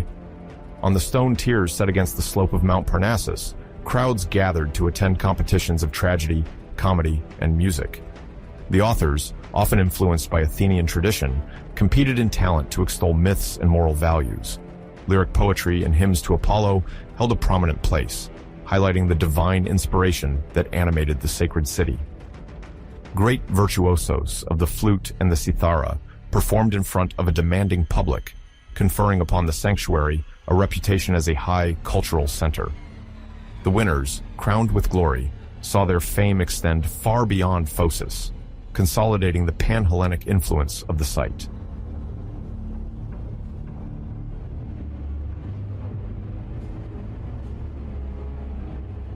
In parallel, the 5th century before Christ was marked by the birth of a critical thought, questioning the foundations of the divine. Xenophanes of Colophon known for his critiques of anthropomorphism and gods, sparked passionate debates. Later, Plato, a student of Socrates and author of famous philosophical dialogues, also addressed the question of the oracle. In his work, he described Delphi as a guardian of virtue and measure, while emphasizing the necessity of rational reasoning. Despite these challenges, the sanctuary retained undeniable prestige. Even the most demanding philosophers recognized the symbolic power of the omphalos, a conical stone reputed to indicate the center of the earth, according to Hellenic tradition.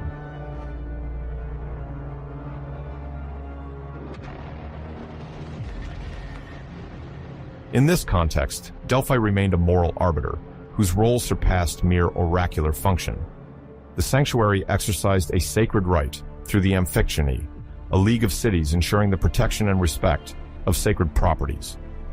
When cities entered into conflict, they often turned to the oracle or the Amphictyonic assembly for arbitration. The judgments, once pronounced, were engraved on stone and displayed for all to see. This publicity reinforced the idea that Delphi's decisions did not arise from partisan interests, but from a higher legitimacy. The great conflicts opposing Athens to Sparta, such as the Peloponnesian War in 431 before Christ, only amplified the sentiment that Delphi embodied the balance necessary for pan-Hellenic cohesion.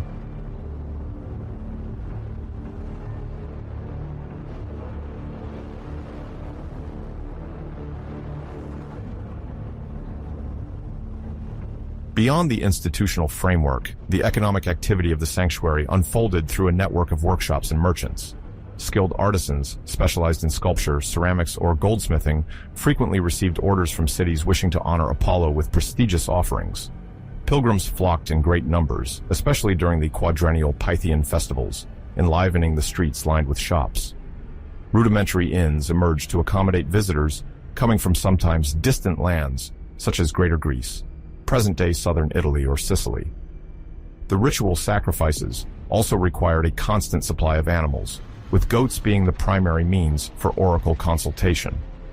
The services related to this seasonal flow allowed local populations to prosper alongside the temple's activities.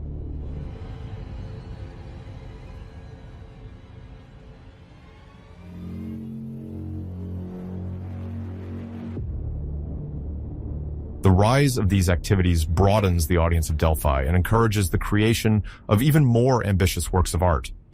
The victorious cities, be it Athens, Corinth, or Thebes, dedicate sumptuous statue groups to commemorate their military exploits. Sculptors, inspired by the classical canon, seek to represent athletic prowess or heroic virtue with unmatched anatomical perfection. Statues of gods, sometimes colossal, also occupy a prominent place in the sacred space. They display serene expressions, reflecting the idealism of the 5th century before Christ. The offerings, whether bronze tripods or magnificent bas-reliefs, highlight the convergence between art and religion. At Delphi, classical aesthetics embody the quest for harmony between the human and the divine.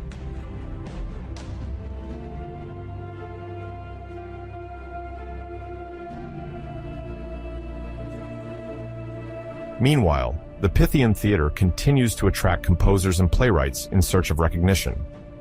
The plays performed at Delphi, though less abundant than those in Athens, are nonetheless famous. Some authors see it as an opportunity to pay tribute to the myth of Apollo and his legendary victories, while others focus on family or epic dramas. The actors, dressed in costumes rich in symbols, move on stage under the watchful eyes of religious magistrates. Choral chants, accompanied by wind or string instruments, create a solemn atmosphere. Over the course of performances, the reputation of the Pythian theater consolidates, contributing to the dissemination of a dramatic art that places the quest for truth and catharsis at the heart of the collective experience.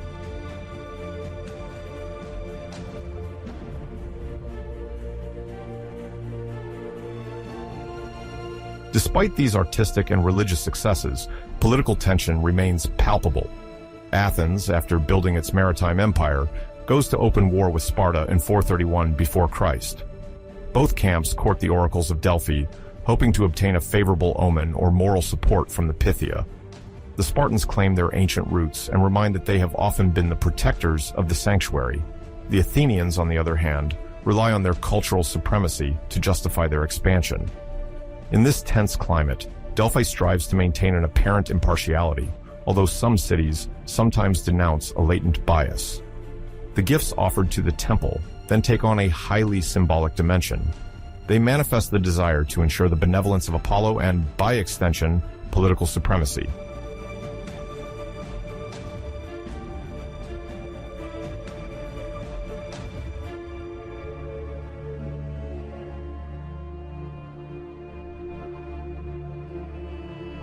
The financial management of the sanctuary proves complex. Besides the precious offerings, the Amphictyony receives income from fines imposed for sacrilege or the violation of sacred prohibitions. Part of these funds is used for the maintenance of buildings, often victims of earthquakes or fires, and for the remuneration of religious personnel.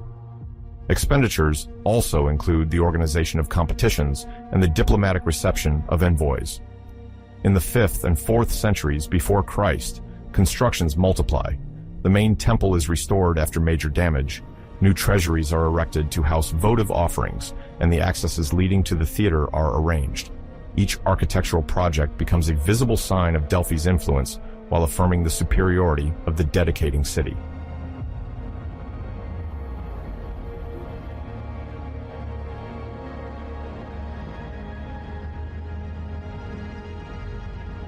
The subsequent sacred wars and the Macedonian intervention constitute a major turning point in the history of Delphi, as they highlight the geopolitical tensions between cities and underscore the extraordinary prestige the sanctuary had acquired. At the time, Delphi held not only a religious dimension, but also a political and diplomatic one. The multiple disputes over the sacred lands of the region, notably in the adjacent plain, would pave the way for a series of violent conflicts. These confrontations would, sooner or later, require the arbitration of external powers.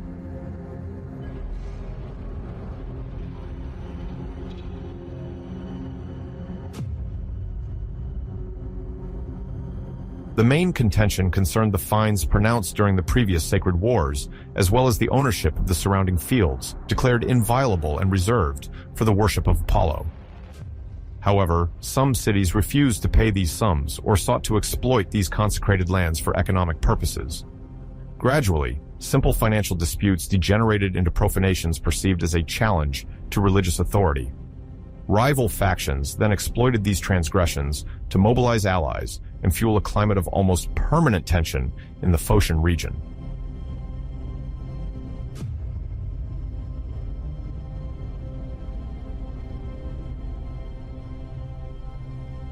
The Third Sacred War from 356 to 346, before Christ, which broke out soon after, was triggered by the decision of the Phocians to seize the sanctuary itself.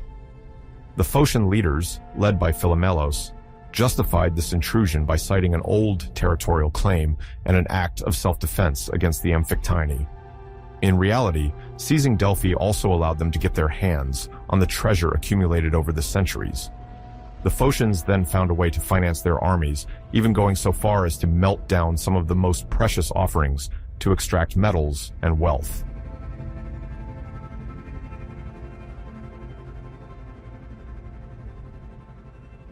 This act of desecration deeply shocked the Greek world. The offerings to Delphi were not mere objects. They embodied the collective piety and historical victories of many cities.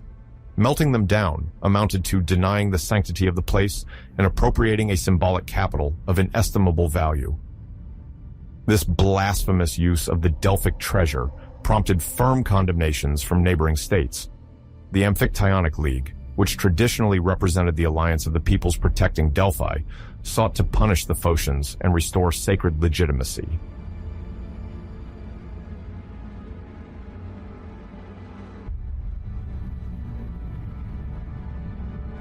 However, military coordination within the Amphictyony was not easy. The long-standing oppositions between certain powers, like Thebes and Sparta, complicated the establishment of a common response. The Phocians, aware of the situation, took advantage of this lack of unity. By entrenching themselves in Delphi, they were able to consolidate their positions and exploit the financial resources they had found there. Moreover, unexpected alliances emerged, with each city trying to assert its influence in this protracted conflict that affected all of central Greece.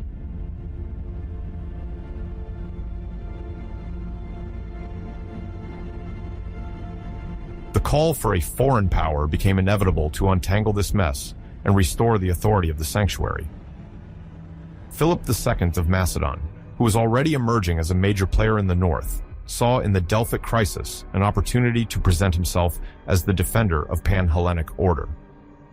Officially solicited to arbitrate the conflict, he entered the fray with seasoned troops and skillful diplomacy. The Macedonians, taking advantage of the mutual exhaustion of the belligerents, managed to establish themselves as guarantors of peace and holders of a quasi-sacred legitimacy.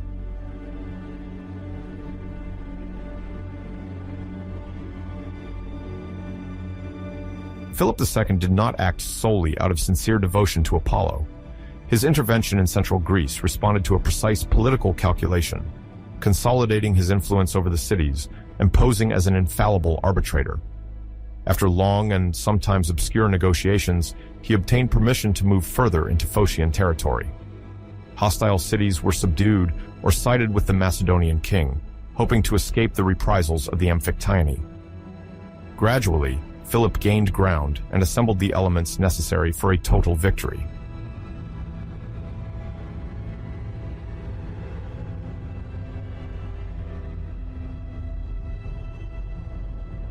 The definitive fall of the Phocians eventually materialized, allowing Philip II to symbolically seize the sanctuary and establish a new balance of power. The cities that had once shown ambivalence suffered more or less severe sanctions. In return, the Macedonian rehabilitated the sanctuary by prohibiting any new desecration and by promising to restore some sacred items. Thus, he appeared as the savior of Apollo and the guarantor of religious peace, significantly reinforcing his position in the Greek political arena.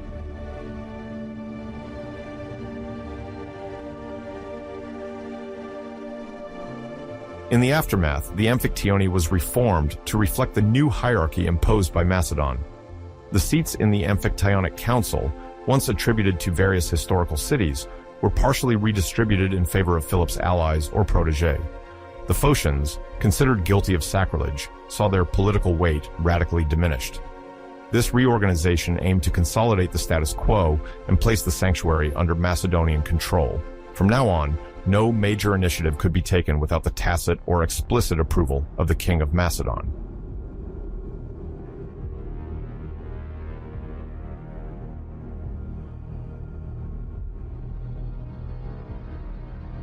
These institutional changes impacted religious practices.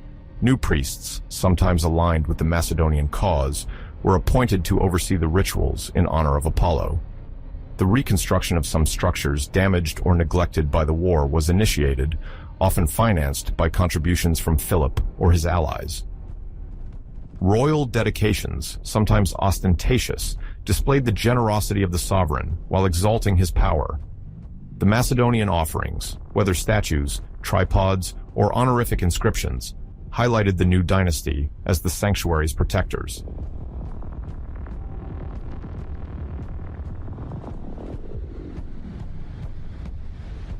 Beyond the religious aspect, Philip II's gesture conveyed an explicit political message.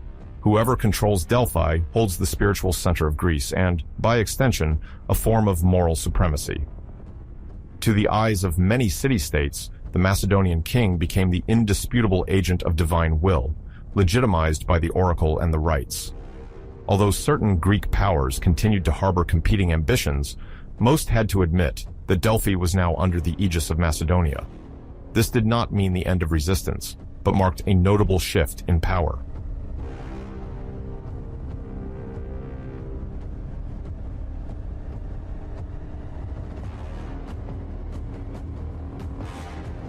After the Macedonian victory, various measures had to be implemented to erase the scars of the war.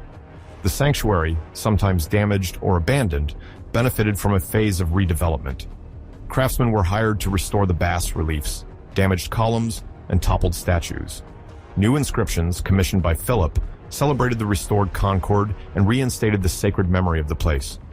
Meanwhile, the Phocians had to pay hefty indemnities, or resign themselves to a treaty that penalized their ambitions. For Macedonia, it was about proving its ability to manage a major religious center and showing that the protection granted to Delphi was not merely an opportunistic act.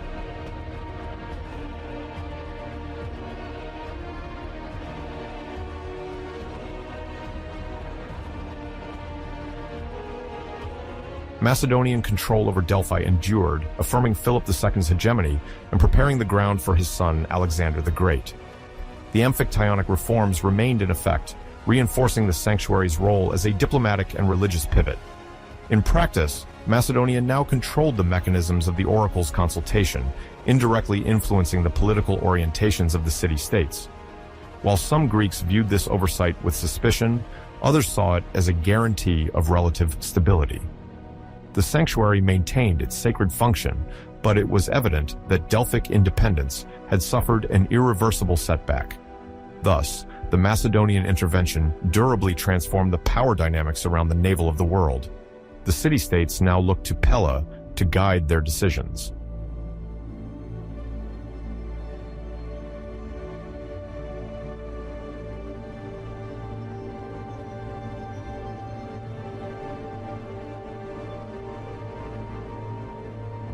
In the Hellenistic period, which extends from the division of Alexander the Great's empire around 323 before Christ E to the rise of Roman domination, the sanctuary of Delphi sees the convergence of ambitions from several kingdoms resulting from the Macedonian fragmentation.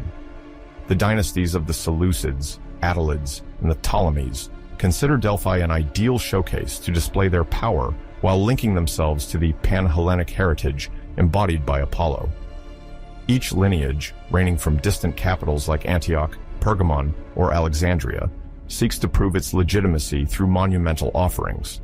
These offerings reflect the wealth gained from commerce and conquests, but they also propose a form of cultural continuity with the Greek religious tradition. In this climate, Delphi becomes a field of diplomatic competition.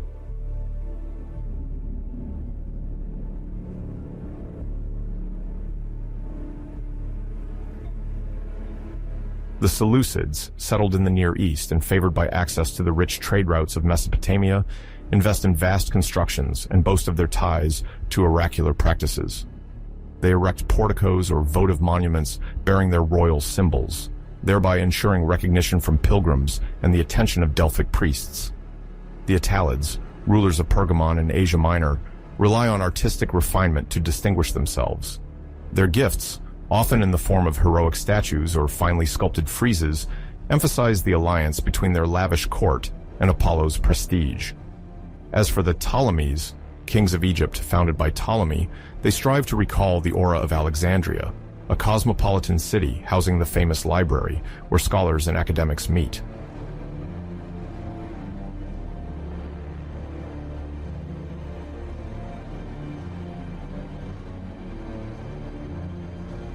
Beyond these rivalries of prestige, the Hellenistic era marks the emergence of religious syncretisms that enrich the cultural landscape of Delphi. The Isiac cults, dedicated to the Egyptian goddess Isis, begin to spread in the eastern Mediterranean and attract a diverse population curious about exotic rites and healing practices. In Delphi, there is a presence of devotees honoring these foreign divinities, although they do not directly compete with the Apollonian cult. Discrete processions and symbolic offerings sometimes take place on the fringes of official ceremonies, reflecting the sanctuary's gradual openness to various spiritual horizons. This coexistence between Greek traditions and international cults demonstrates the fluidity and cosmopolitanism inherent in the Hellenistic era.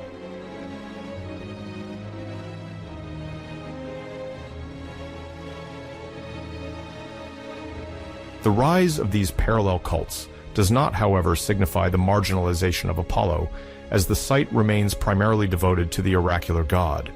The fame of Delphi is an asset for rulers who wish to legitimize their policies. In addition to spectacular offerings, rulers sometimes commission buildings housing inscribed archives, illustrating their desire to be perceived as learned protectors. Scholarship takes form in the compilation of catalogs of offerings, which systematically list the many treasures accumulated over the decades. Engraved panels, written in Greek, describe the origin and value of the exhibited pieces, allowing the public not only to contemplate the beauty of the gifts, but also to learn about their historical and political contexts.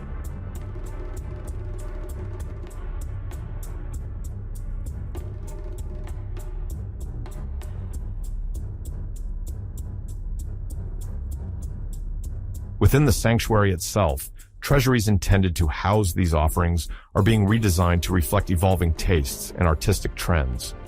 Some small buildings, once designed in the Doric or Ionic style, now adorn themselves with more eclectic elements, combining local influences with contributions from Asia. New narrative friezes, sculpted in marble, recount legendary exploits or illustrate founding epics linked to each donor dynasty. Visitors, whether Greek or foreign, thus discover a visual reading of universalized myths, adapted to the political ambitions of the moment.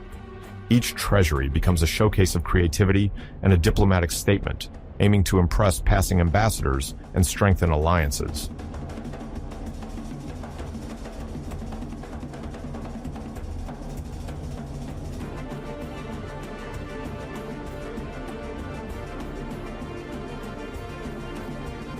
Parallel to these aesthetic manifestations, the Pythian games continue to pace the life of the sanctuary, although their organization is often conditioned by diplomatic negotiations between Greek cities and Hellenistic kingdoms. This quadrennial competition, dedicated to Apollo, includes musical, poetic, and athletic events.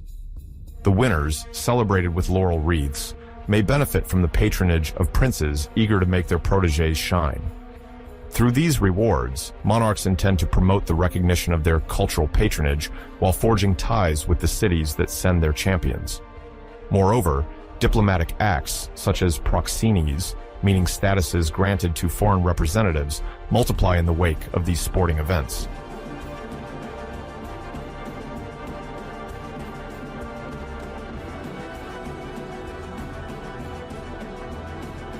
Inscriptions engraved in stone keep track of these multiple alliances and serve as official testimonies readable by all. On the walls of the sanctuary or on steles erected for this purpose, one can read the names of the proxenes, the privileges granted to them, as well as the expressions of gratitude addressed by the city or kingdom that honors them. These texts, often written in various dialects according to the origin of the patrons, provide a concrete image of the regional and international dimension that characterizes the Hellenistic era.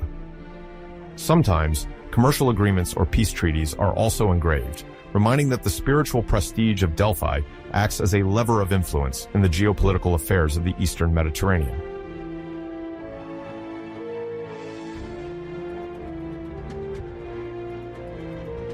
Despite this apparent vitality, some signs hint at a progressive erosion of Delphic preeminence. Other sanctuaries, stimulated by the rise of local dynasties, begin to claim an oracular role equal to or greater than that of Delphi. In the Aegean world, for example, the sanctuary of Claros attracts growing crowds, while Didyma, in Ionia, benefits from the support of rulers seeking to consolidate a competing authority. Furthermore, cults more specifically oriented towards healing, like that of Asclepius, see notable success in Epidaurus or Pergamon, diverting some devotees in search of more immediate answers to their health problems. This diversification of pilgrimage centers is part of the logic of a fragmented Hellenistic world made vibrant by the multiplication of powers.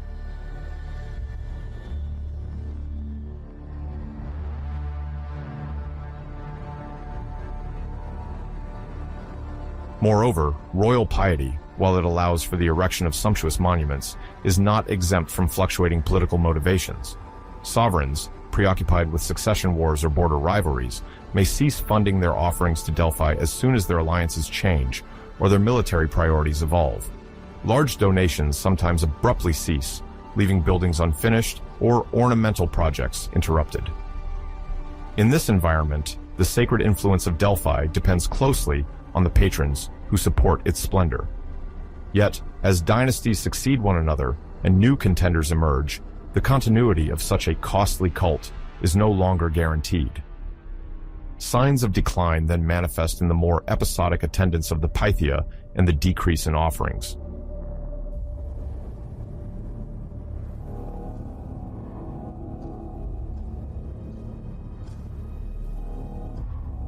Nevertheless, during this phase, Delphi remains an essential hub for scholars and early antiquarians. Specialists, coming from the philosophical schools of Athens, travel to the sanctuary to document inscriptions, study the chronology of offerings, and analyze the stylistic evolutions of treasures. They compare these data with mythological accounts and lists of victors recorded since the Archaic period. The records they compile, sometimes copied in royal libraries, play a key role in the construction of collective memory.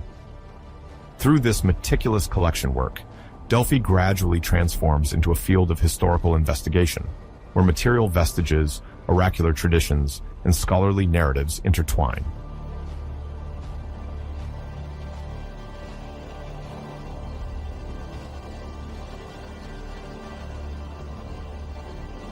Under Roman domination, Delphi goes through a troubled period marked by civil wars and military interventions that disrupt the ancient balance of the sanctuary.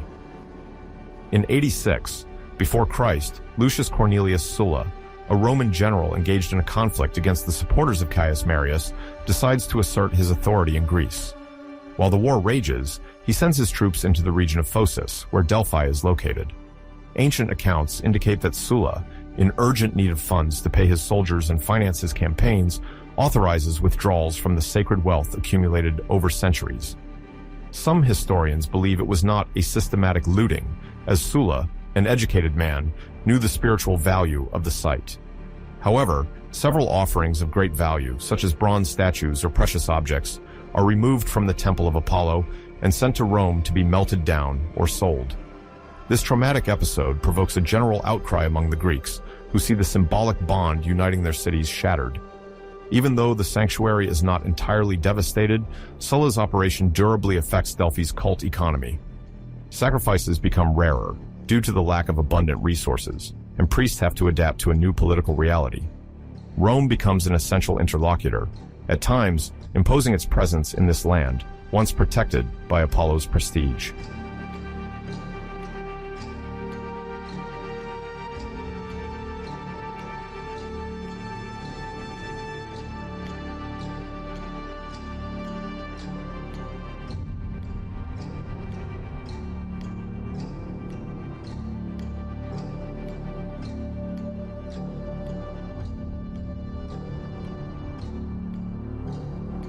The upheaval does not stop with Sulla. During the 1st century before Christ, successive civil wars opposing different Roman leaders, such as Julius Caesar and Pompey, then Octavian and Mark Antony, weakened the entire Greek world. Delphi, despite its spiritual aura, could not escape the desires of imperial officials tasked with collecting taxes and tributes. Some provincial governors, eager to restore their popularity among local populations, nevertheless endeavored to spare the sanctuary by allowing processions or financing the restoration of buildings. Others, on the contrary, were less scrupulous and did not hesitate to demand additional contributions, further weakening an already tried local population. This ambivalence created an uncertain climate, where even the priests wondered how to maintain the purity of the cult. The main temple, several treasures erected by Greek cities, and many statues offered in previous centuries began to suffer from a lack of regular maintenance. Some collections aimed at restoring roofs and colonnades emerged, but they remained sporadic. Curious Roman travelers continued their visits despite this. The rites of Apollo, even weakened, retained a reputation that still attracted enthusiasts of exoticism and heritage.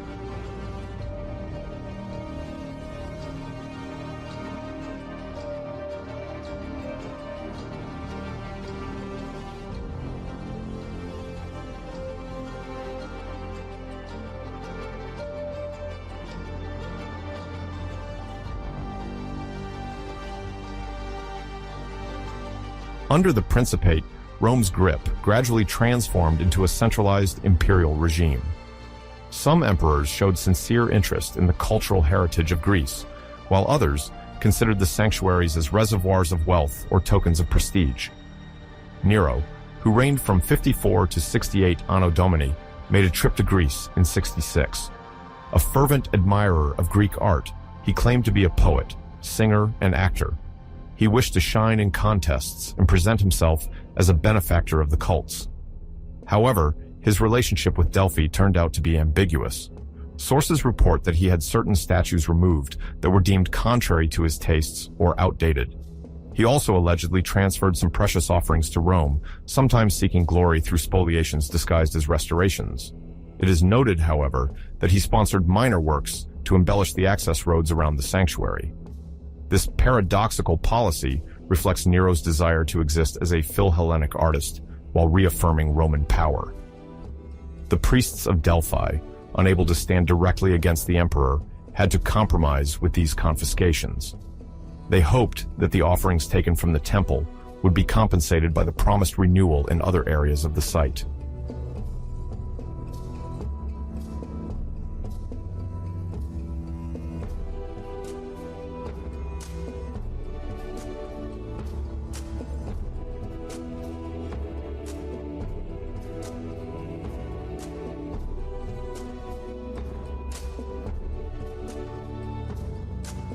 Conversely, Emperor Hadrian, who reigned from 117 to 138 Anno Domini, showed a much more fervent attachment to Greek culture.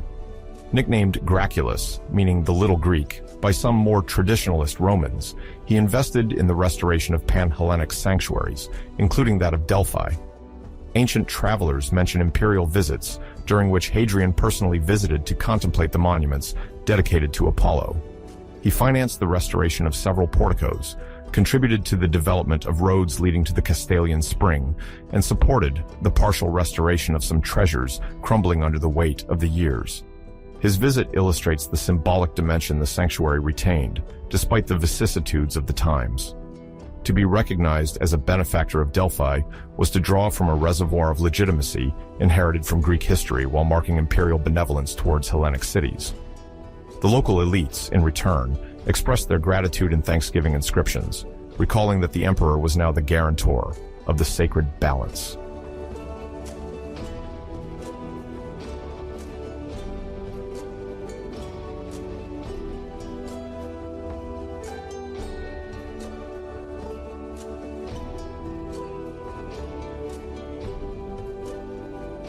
An emblematic figure of this period, who bridges the gap between Greek religious tradition and Roman culture, is Plutarch of Chaeronea, born around 46 Anno Domini. Born in Boeotia, he quickly becomes one of the most influential thinkers of the empire.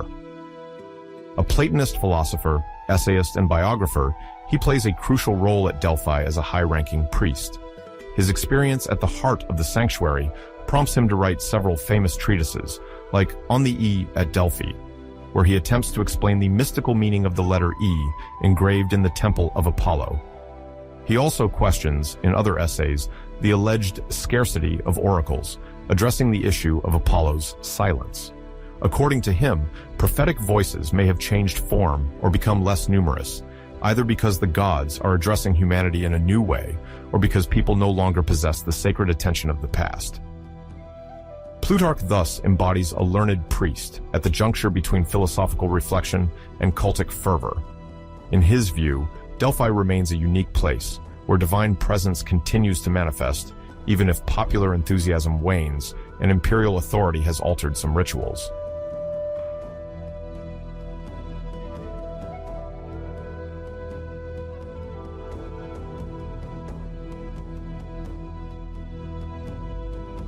Despite a gradual decrease in the number of pilgrims, the Delphic oracle has not completely disappeared under the Roman Empire.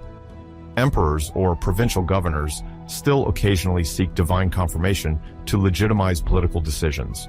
Sometimes, the Pythia, whose sessions are less frequent than during the Classical Age, delivers clear responses in favor of imperial projects. However, the Pan-Hellenic dimension is less pronounced, as Rome now holds the key to regional diplomacy. Cities wishing to obtain the gods' arbitration present more modest offerings than before, and the overall organization of the sanctuary focuses on maintaining essential ritual activities. The interpreters, or prophets, remain operational, but they must blend Greek tradition with Roman administrative realities. The phrasing of questions is sometimes less ornate, the response is more direct, and the spiritual role intertwines with new civic considerations. This period reflects Delphi's ability to continually reinvent itself, even when the political and military framework differs significantly from its autonomous past.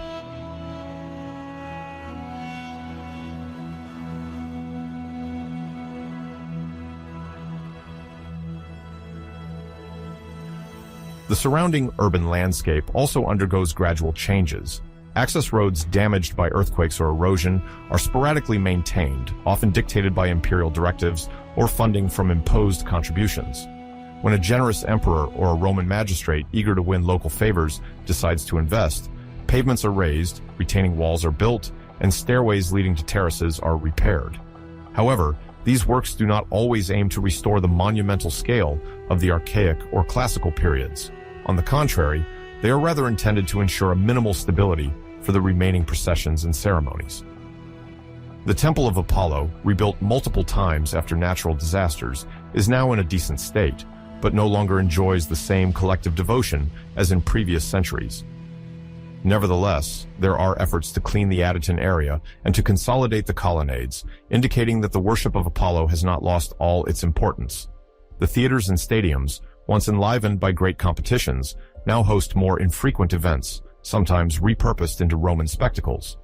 Likewise, some buildings, once treasures offered by Greek cities, become simple storerooms for various cult objects.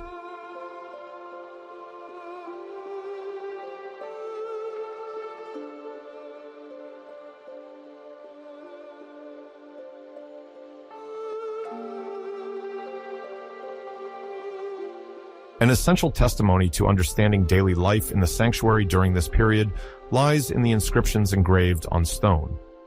Delphi, which has been accustomed since the Archaic era to record dedications, treaties, or public decisions, continues to collect these witnesses. Manumissions, for example, play an important role, and masters wishing to free their slaves sometimes announce it at the Temple of Apollo, thus giving the act of manumission a sacred value. The texts, written in Greek despite Roman influence, specify the conditions of freedom, the sum possibly paid, and even the ritual obligations incumbent upon the freed slave. These often fragmentary steles offer contemporary historians a formidable source of information on family structures, legal statuses, and social relationships. Alongside the manumissions, honorary decrees abound. Priests, Roman magistrates, and sometimes notable figures from foreign cities are thanked for their generosity or devotion. The engraved texts exalt actions undertaken for the benefit of the sanctuary, whether it be financial reforms, land donations, or occasional embellishments. Numerous limestone blocks bearing these inscriptions in Greek still line the surroundings of the temple and treasuries, recalling the richness of exchanges that persist between Roman authority and local custodians of the cult of Apollo.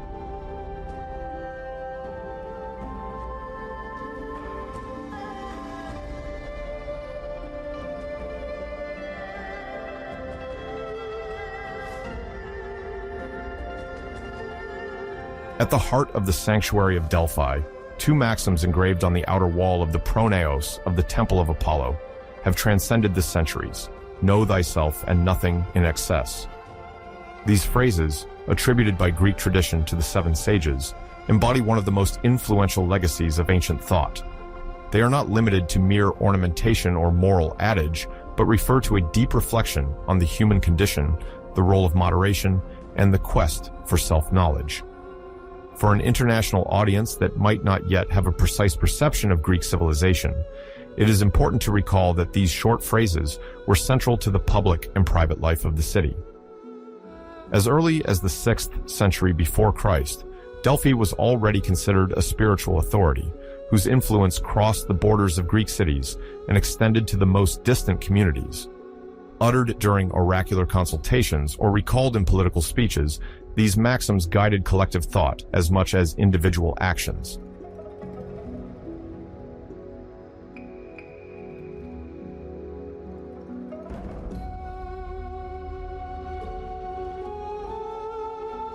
The seven sages, to whom the engraving of these ethical imperatives is attributed, form a group of illustrious personalities, traditionally situated at the end of the Archaic period and the beginning of the Classic era. Among them are names like Solon of Athens, known for his legislative reforms, or Thales of Miletus, famous for his advances in mathematics and astronomy. These sages were often statesmen, philosophers, or lawmakers, recognized throughout the Greek world for their spirit of moderation and practical wisdom. Although it remains difficult to determine whether these prescriptions were actually engraved by these historical figures or merely associated with them, their symbolic resonance has remained undeniable. Delphi positioned itself as a source of intellectual and spiritual inspiration, and the maxims directly contributed to this.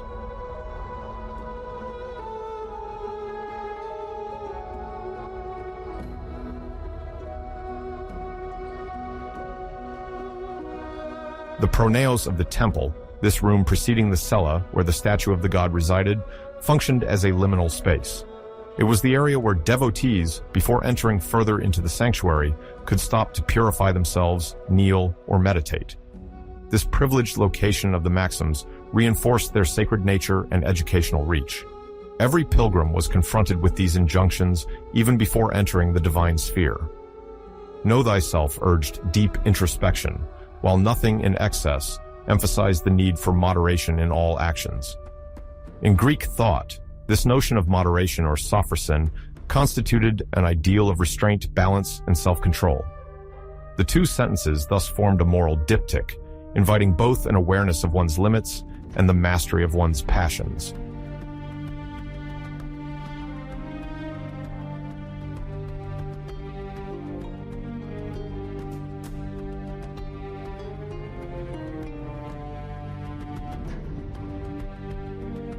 This ethical aim found an extension in the politico-civic life of the cities. In 5th century before Christ, the Athens, the speeches of orators frequently referenced Delphic wisdom, especially when it came to tempering collective passions, easing conflicts, or proposing balanced reforms. Philosophers also adopted these slogans to reinforce their speculative systems. Socrates, the famous Athenian thinker, often referred to "know yourself," as his teaching was based on inner questioning and the search for truth within oneself. Similarly, Plato, in his dialogues, reiterated the importance of moderation and introspection, making Delphi and its maxims a moral foundation for the training of future rulers. Beyond philosophical debates, these formulas also reached educators and rhetoricians who used Delphic wisdom to instruct the youth and foster civic consciousness among future citizens.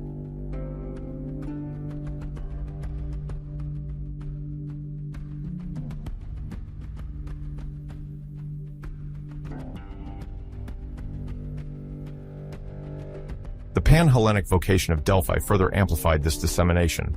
As is known, the sacred city was frequented by delegations from all over the Mediterranean basin, from Ionia, Greater Greece, Cyrene, or the shores of the Black Sea.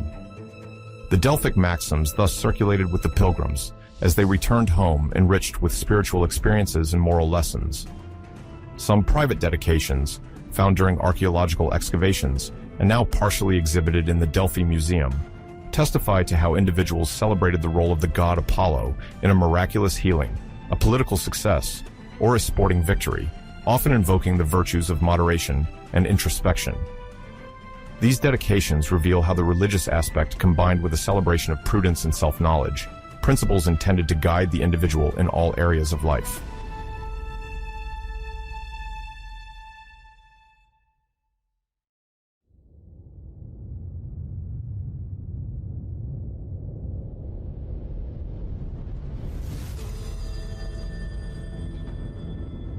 Individual practices at the sanctuary frequently echoed these precepts. Before consulting the Pythia, some consultants would offer a modest ex voto or sacrifice an animal to ensure Apollo's goodwill while meditating on the principles of know yourself. The oracular quest itself, often perceived as a collective approach initiated by a city or a king, always retained a personal dimension. The consultant, aware of his limitations, had to be humble before the divine power, and remember that any political or private decision required reflection on his own motivations, desires, and fears. Thus, the maxims contributed to a moral climate where the boundary between the individual and the collective blurred to better emphasize the necessary harmony between inner order and social order.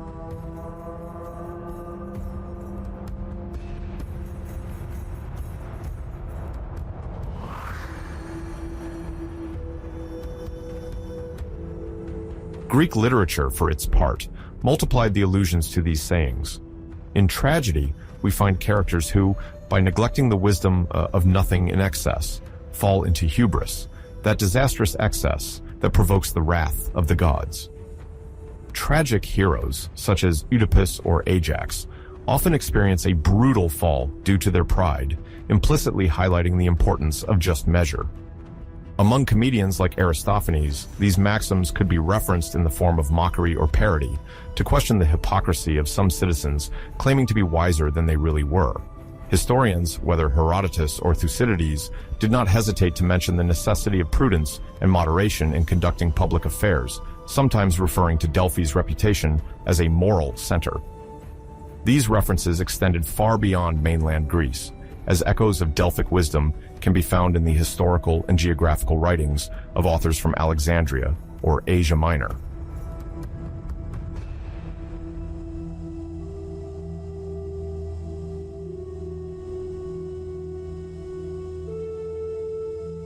Over time, the Delphic maxims left the strictly religious framework to gain intellectual autonomy.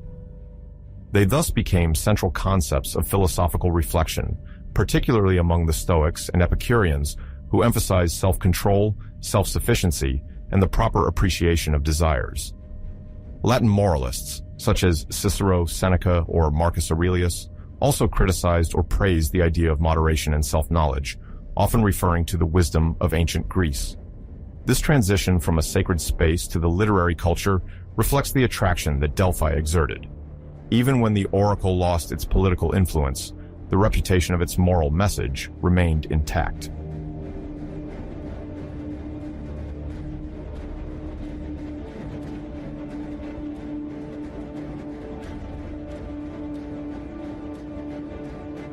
Many schoolmasters in the Roman Empire used the Delphic maxims as a basis for rhetoric or composition exercises. Students were asked to explain the moral significance of know yourself or to illustrate, with a historical example, the danger of exceeding the measure. These pedagogical exercises helped forge an education where Pythia, meaning the complete formation of the individual, was accompanied by a reflection on civic behavior. At Delphi, some imperial-era steles recall the presence of itinerant philosophers who would settle for a few weeks to publicly discuss the true meaning of these maxims. Visitors, whether pilgrims or mere curious individuals, could thus hear varied commentaries on mastering passions, prudence in state affairs, or the necessity of knowing oneself before claiming to govern.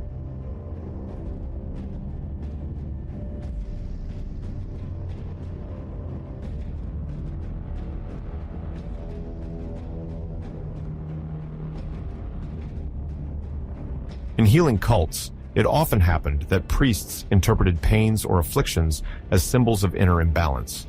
Hence, nothing in excess became a medical precept, avoiding any form of excess, be it in food, drink, or poorly controlled emotions. While the sanctuary of Asclepius at Epidaurus was more explicitly oriented towards medicine, Delphi nonetheless offered beneficial advice, often associated with mental balance and peace of the soul. The thanks engraved in stone reflected this awareness. After healing, some patients recognized that they had indulged in certain practices and swore to rediscover the moderation advocated by Delphic wisdom. These testimonies, though rare, hold great historical value as they mark the convergence between popular religiosity and formalized ethics.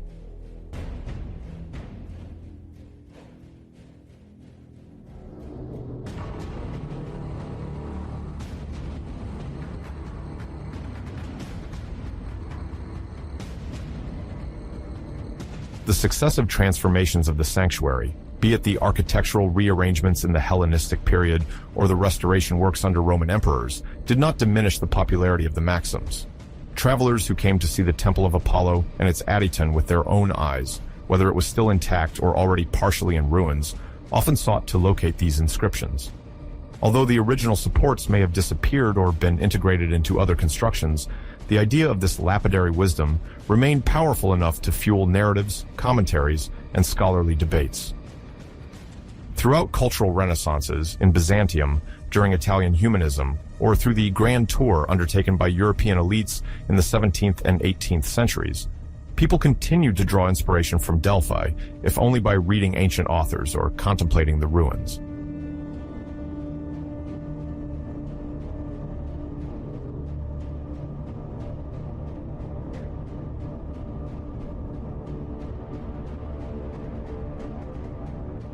The French dramatists of the 17th century, like Racine, or the Enlightenment philosophers such as Voltaire, adopted these adages to emphasize the universal significance of a middle ground ethic.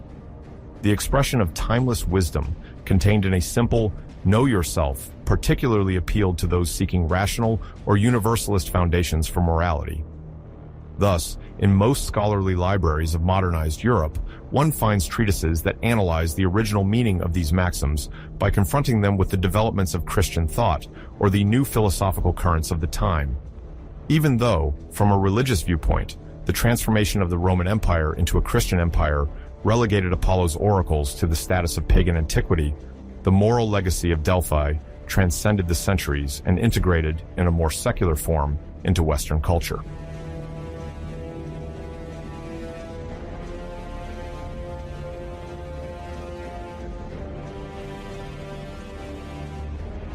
In contemporary education, the reference to Delphi and its maxims has not disappeared. It appears in philosophy, history, or even literature textbooks, where the birth of European ethics and the sources of the continent's cultural identity are studied. The essence of these formulas condenses a call that is both individual and collective.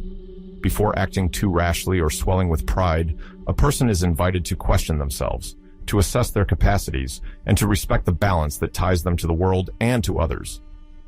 Museum exhibitions in Greece or abroad highlight the importance of these inscriptions in the construction of a civic consciousness at the origins of democracy.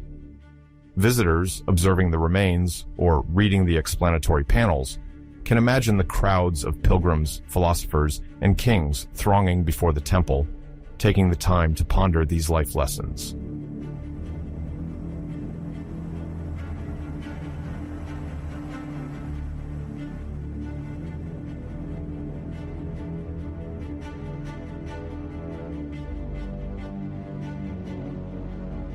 Without confining oneself solely to ancient Greece, the echo of know thyself and nothing in excess still resonates in modern expressions. The idea that excess is dangerous, that self-knowledge is essential for personal development, and that distinctly human limits must be recognized to ensure a harmonious social order. It is thus possible to find variations of these maxims in personal development books, in contemporary moral philosophy texts, or even in artistic or spiritual movements that claim the heritage of ancient wisdom. Subtle echoes appearing in unexpected domains remind us of the vitality of these precepts inherited from Delphi and the depth of a tradition.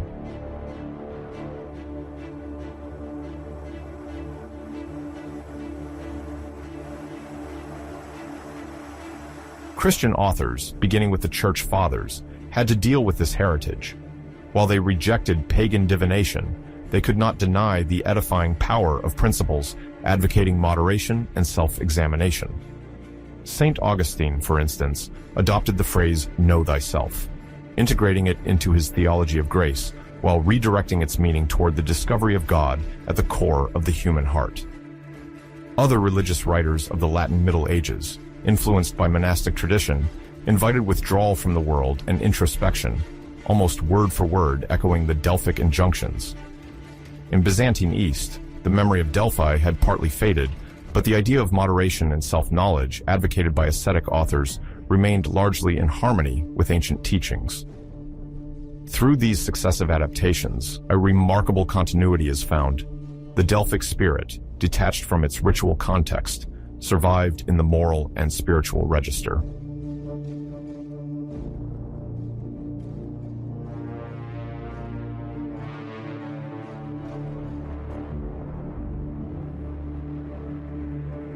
When in the 19th century, archaeological excavations conducted by the French School of Athens brought to light the foundations of the temple and revealed numerous inscriptions, the real or supposed presence of the maxims on the marble blocks excited the curiosity of scholars. The debate raged over whether the pieces found corresponded to the original formulas, if they had been moved or reused in later structures. Whatever the case, the symbolic importance remained intact. Western visitors, nourished by humanism and romanticism, considered Delphi as the cradle of eternal wisdom, and these two phrases reigned supreme in the collective imagination.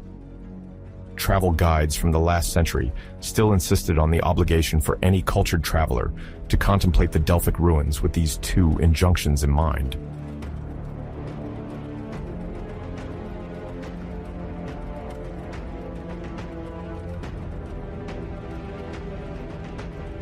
Contemporary philosophers, whether specialists in ancient Greece or critics of the modern world, have continued to explore the relevance of know thyself and nothing in excess.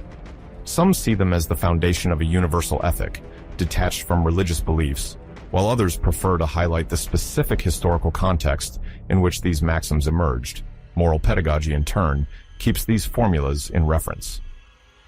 In secondary education, Delphi is still cited when discussing the roots of Western philosophy and politics, inviting students to reflect on their own identity and the place they wish to occupy in the city.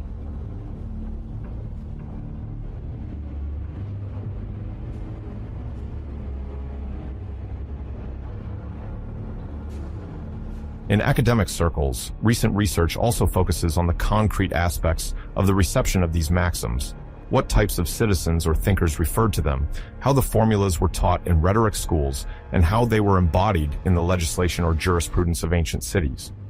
Comparative studies show that even under Macedonian or Roman domination, Delphic prestige remained tied to the ability to disseminate these fundamental principles. In this sense, the symbolic power of the temple did not depend solely on the physical presence of the Pythia or the vigor of oracle rites, but also on the perpetuation of the ethical ideal condensed in these two commandments.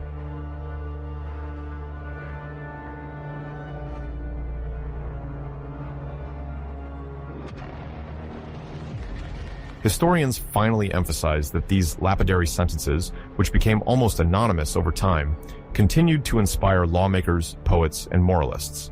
Their origins and authorship remain enigmas, but their impact is recognized in all subsequent eras.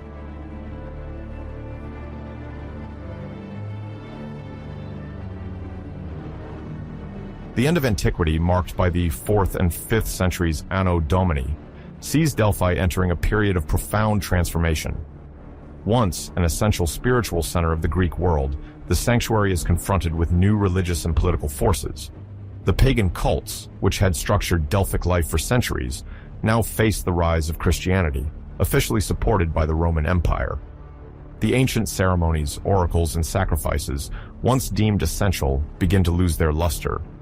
This is due as much to imperial reforms as to the new spiritual aspirations of the populations, who turn to practices more in line with Christian doctrine or other burgeoning philosophical currents, such as Neoplatonism.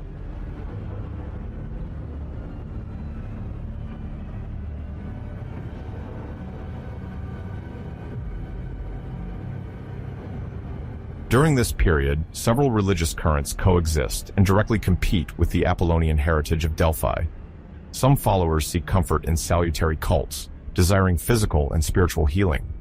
These practices, sometimes associated with Asclepius, the god of medicine, or other benevolent deities, constitute an alternative to the traditional ritual of Apollo. Meanwhile, the late mysteries persist in the secrecy of small communities, hoping to achieve divine revelation through esoteric initiations. Additionally, Neoplatonism, which offers a philosophical interpretation of the world based on Plato's ideas, attracts a literate elite in search of meaning. This philosophy, reinterpreted by thinkers like Plotinus, Porphyry, or Iamblichus, paves the way for complex discussions about the soul, the emanation of the divine, and the possibility of superior knowledge.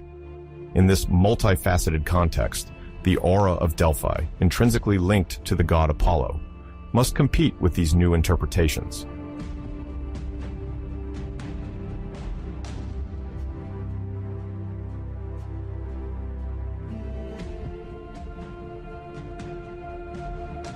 The Christianization of the Roman Empire, initiated by the Edict of Milan in 313, takes a decisive step under the reign of Emperor Theodosius the Faithful, who officially bans pagan rites at the end of the 4th century.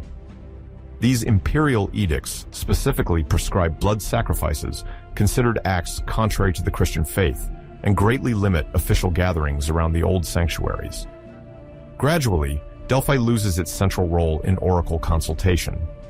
The festivals once celebrated in honor of Apollo die out, lacking political support and collective participation. The Hierophants, priests specializing in the pronouncement of oracles, find themselves isolated and face a drastic reduction in the number of followers. Ritual processions cease, and with them, the regular flow of pilgrims that ensured local prosperity. The sanctuary, once bustling with thousands of visitors, sees its attendance plummet, reflecting the gradual scarcity of oracle consultations.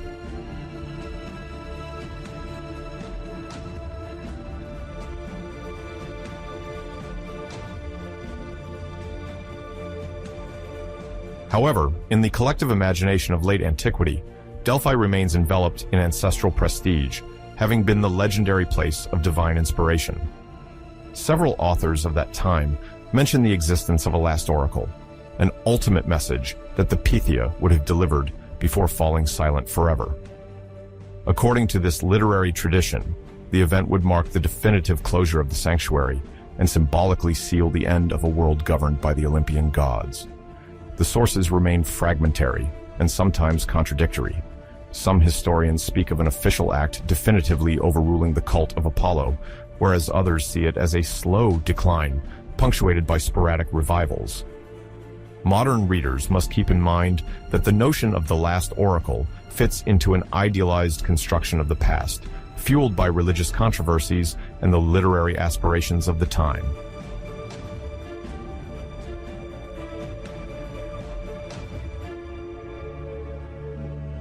Beyond the legendary aspect surrounding this hypothetical ultimate oracle, it is necessary to underscore a concrete phenomenon: the progressive reallocation of Delphi's sacred buildings. The imposing structures, erected by generations of devotees seeking to glorify Apollo, become ready-made stone quarries.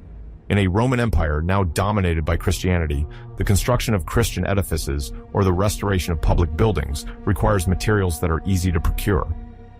The temples, columns, and altars are dismantled or plundered, often with general indifference, as some localities consider these sites as remnants of an obsolete cult. Since the decline in attendance, few oppose these dismantlements. The local economy also suffers the repercussions of the sanctuary's disaffection, which accelerates the abandonment of many areas of the site.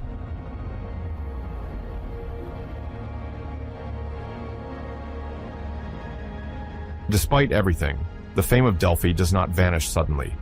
A scholarly memory, nourished by the works of scholars, rhetoricians, and late antique thinkers, preserves the memory of the former oracular sanctuary. For Christian writers, Delphi becomes a symbol of pagan error and the superiority of true faith.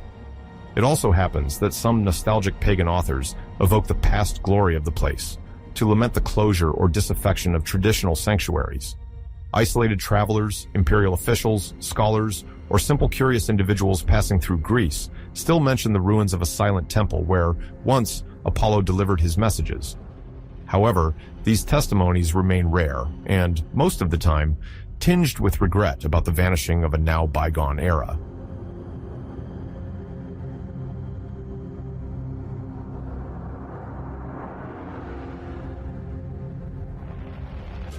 In the accounts of these late visitors, Delphi appears as both a sacred and deserted space, enveloped in a particular atmosphere.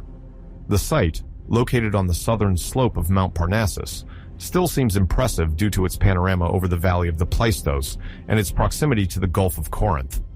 Yet, the rites are no longer performed there, and the maintenance of the infrastructures has long been neglected. The ravages of climate, erosion, and the earthquakes that have regularly shaken the region over the centuries have left visible traces. The terraces collapse in places, buildings sag, while vegetation reclaims its rights where sumptuous edifices once stood.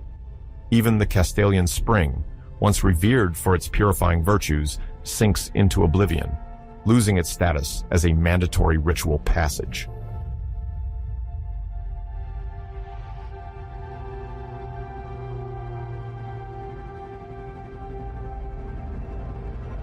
The political and military upheavals of the time also contribute to this decline. After the division of the Roman Empire and the incessant threats of Gothic, Vandal, or Ostrogothic invasions, imperial authorities focused their efforts on protecting strategic regions and major fortified cities. The ancient pagan sanctuaries, perceived as places of potential resistance to the new Christian power, are sometimes left abandoned or even closed by official order. Some emperors promulgate laws to explicitly prohibit the practice of traditional cults, promoting the transformation of ancient temples into churches or administrative centers. Nevertheless, the relatively isolated configuration of Delphi, far from main roads and major political centers, accelerates its isolation. It becomes more convenient for inhabitants and pilgrims to travel to cities like Corinth or Athens to honor the new faith or pursue political affairs.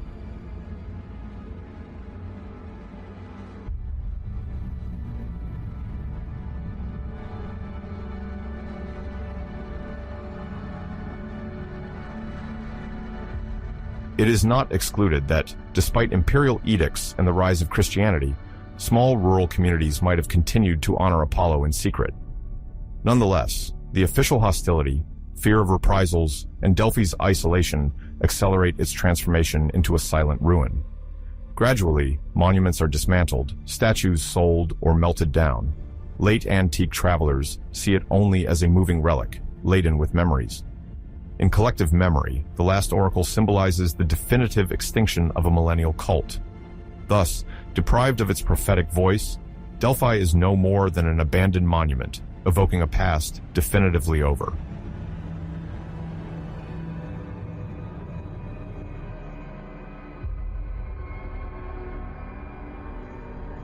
During the Middle Ages, the Delphi region undergoes profound transformations that distance it from its prestigious ancient past. After the gradual fall of the Western Roman Empire, the Byzantine Empire, centered in Constantinople, acts as the main heir of the Greco-Roman tradition in the Eastern Mediterranean. However, in this world dominated by Christian faith, Delphi's original function as a pagan sanctuary fades away. Thus we witness the dilution, even the oblivion, of its historical aura. Byzantine sovereigns and elites, more concerned with controlling urban centers on the route to Constantinople or Thessalonica, neglect this site, once essential. The remains of the Temple of Apollo and the treasures offered by Greek cities are no longer maintained for lack of religious or political interest. The sacred geography, so essential in antiquity, loses all centrality in the new spiritual configuration.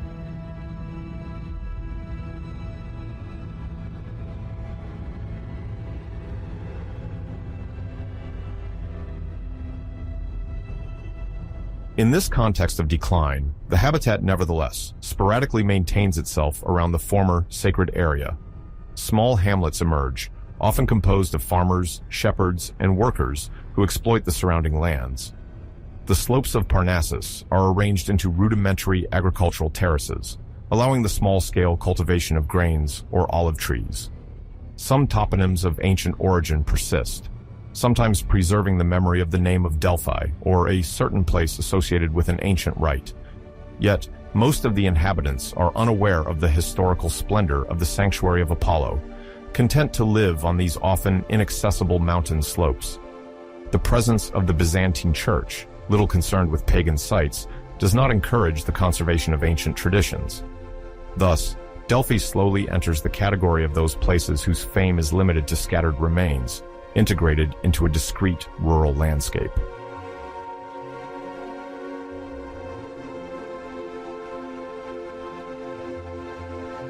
Over the centuries, popular stories take root in the local imagination to fill the absence of written transmission. It is whispered that the mountain itself would emit mysterious voices, distant echoes perhaps amplified by the rugged relief. These tales, sometimes tinged with religiosity or superstitions, also describe treasures buried in the ruins, supposed to attest to the wealth amassed in antiquity. Lacking precise knowledge of the cult of Apollo or the glory of monumental offerings, some villagers believe in the presence of magical objects or relics of great symbolic value. Memory becomes diffuse, distorted by time and oral tradition. Rumors circulate about ancient secret passages, linking the heart of the sanctuary to isolated caves, fueling the idea that the earth still jealously guards the secrets of a forgotten past. Thus arises a parallel mythology, drawing on fragments of buried stories.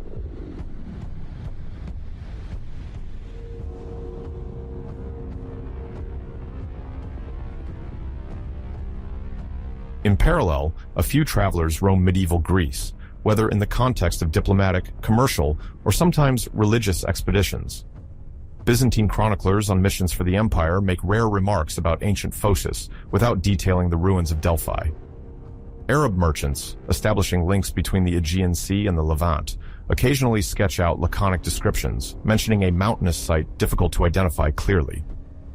Westerners who crossed the region during or after the Crusades, such as some Latin knights or pilgrims on their way to Jerusalem, signal the existence of ancient remains without always associating them with the famous oracle they may have heard of in ancient tales. The surveys are all the more imprecise because the rugged roads limit access, and the local village, variably named, does not recall the past splendor of Delphi. Often, these individuals make only a brief stop, leaving minimal testimony.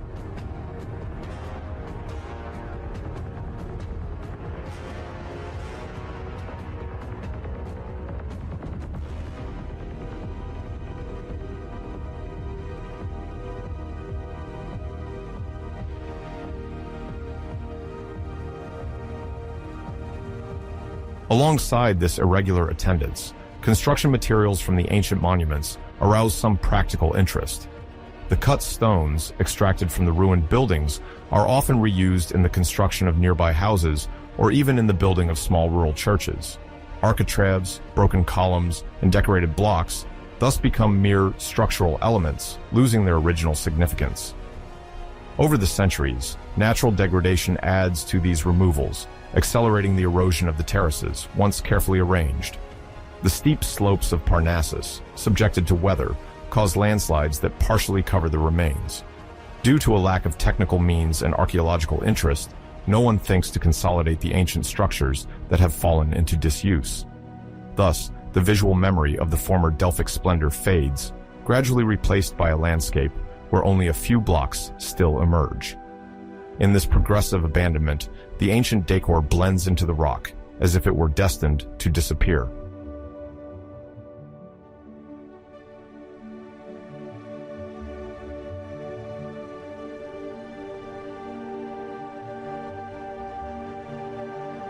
The geographical isolation of Delphi is reinforced during this medieval period. The ancient paved roads, designed in Roman or Hellenistic times, no longer receive regular maintenance, making the journey to Parnassus even more arduous. Steep paths, subject to landslides and bad weather, discourage merchants and pilgrims from venturing there without necessity. The few caravans that travel between the coast of the Gulf of Corinth and the inland often prefer to bypass this area that has become impassable, avoiding having to cross passes known to be dangerous. In the absence of military or administrative protection, Delphi falls into almost complete silence, far from the main trade routes that structure Byzantine Greece. The communities that remain in the area live in isolation, perpetuating a rural lifestyle with no real connection to the once renowned splendor of the sanctuary of Apollo. This distance, both material and symbolic, accompanies the forgetting of a center once at the heart of the Greek world.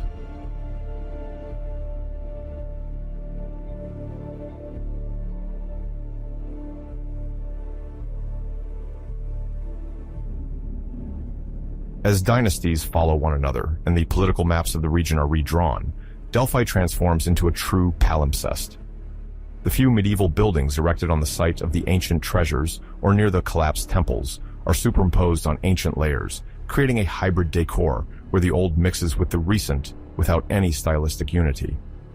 In the imagination of the local populations, the name of Delphi no longer resonates with the echoes of prophecy or the great Pythian games.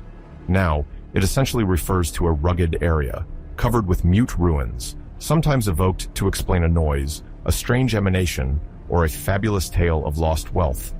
The ancient sacred esplanade, crossed by winds and wild grasses, empties of all official presence. Only the mystery remains, confined to the fallen stones and popular memory. Thus, this transition operates a shift to oblivion as the ordinary condition of the place.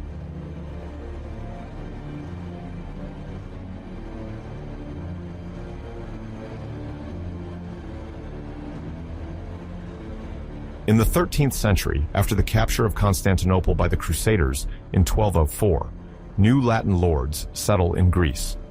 They show little interest in Delphi, preferring to occupy strategic castles and fertile plains. A few knights occasionally attempt rudimentary excavations in search of ancient treasures, but fail due to the harshness of the terrain and the imprecision of local legends. The Delphic lands remain on the fringes of major circuits of power, administered without particular zeal by lords more concerned with preserving their domination than with awakening a pagan sanctuary. The few visible remains gradually blend with the rock, covered by mudflows or reused for ephemeral constructions. Thus detached from its glory, Delphi slips into oblivion, escaping the designs of the powerful and letting its ruins sink into a silent history.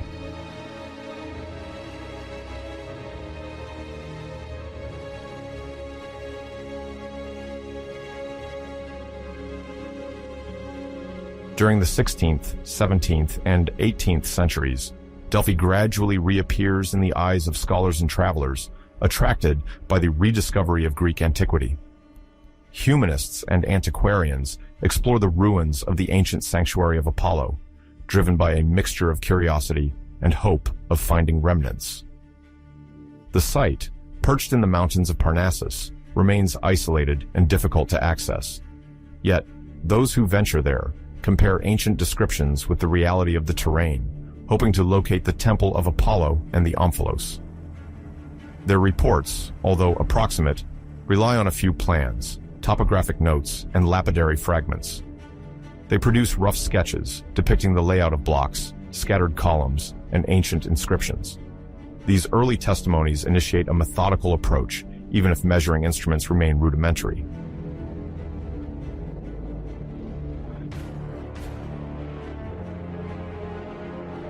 During the Renaissance, the study of classical sources incites scholars and nobles to travel the Mediterranean.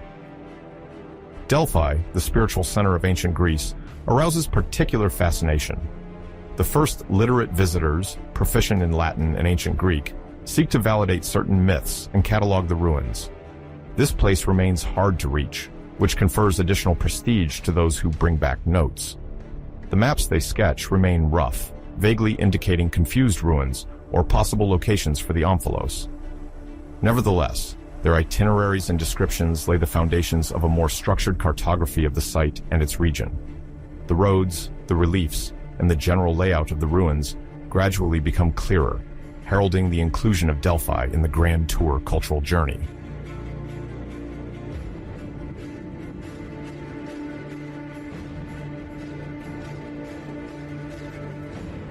In the 17th century, the Grand Tour became common among European aristocrats. Delphi was integrated into this educational circuit, despite its isolation. Travelers, weary of the large Italian cities, sought to discover the cradle of Greek civilization. Some flocked to Mount Parnassus, searching for the Castalian Spring and the Plistos Valley, described by the ancients. They wrote accounts describing the landscape, the inhabitants, and the few discernible ruins. Clandestine excavations multiplied, encouraged by collectors in search of rare objects. This uncontrolled search sometimes damaged the ruins, but it encouraged the nascent idea that these relics should be preserved as testimonies of the past.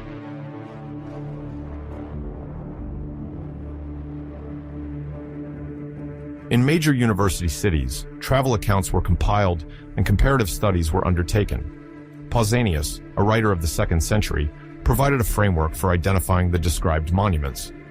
His descriptions of Delphi, cross-referenced with other authors like Strabo or Plutarch, served as a guide to try to locate the stadium, the Cassotes Spring, or the sacred terraces. Without modern archaeological methods, scholars nevertheless advanced toward a form of historical inquiry.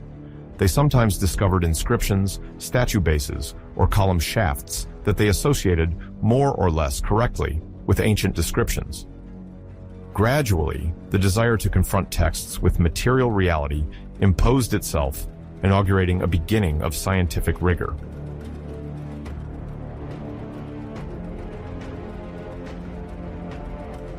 The question of the Adyton, the sacred place at the heart of the Temple of Apollo, was of particular concern. Ancient accounts mentioned sacred fumes, reinforcing the idea of a prodigious underground. Theories abounded: a natural cavern, a collapsed subsoil, or a simple wall niche. The location of the temple itself remained uncertain, masked under rubble and sometimes covered by the constructions of the village of Castri. This uncertainty fueled imagination and sparked heated debates, for locating the Adyton would illuminate the operation of the Pythian Oracle. Travelers recorded heterogeneous observations, mentioning wells, fissures, or gas emanations, without being able to prove their connection to the sacred edifice. In the absence of methodical excavations, these speculations multiplied, oscillating between meticulous scholarship and esoteric beliefs.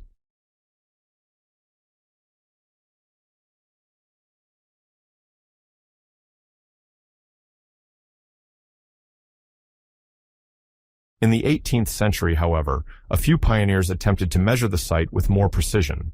They used rudimentary geometric instruments, established more detailed sketches, and noted the orientation of still visible walls. Modest catalogs emerged, listing column fragments, carved blocks, or frieze elements spotted on the site. In the absence of actual excavations, these inventories foreshadowed an archaeological approach based on direct observation.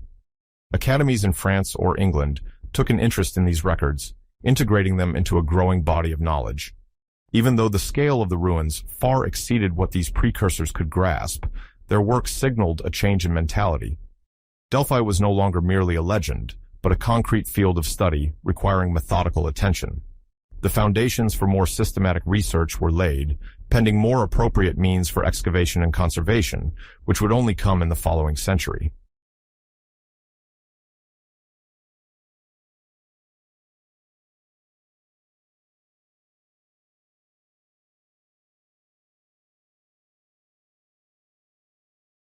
The unearthing of engraved stones also attracted the attention of specialists. Some inscriptions, by their style or content, allowed a return to the classical or Hellenistic era. Scholars tried to decipher them, despite gaps and erosion. Archaic Greek alphabets intrigued those seeking to recompose the site's chronology.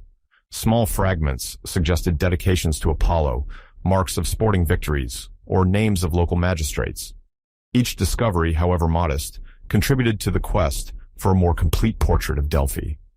Yet, without protective authorities, many artifacts left for foreign lands, bought by wealthy amateurs or entrusted to diplomatic missions. The dispersion of these pieces in various European collections complicated the comprehensive study, but gradually awakened a sense that these relics constituted a shared heritage. In some circles, there was already debate about the necessity of preserving these stones on site, rather than seeing them leave Greece forever.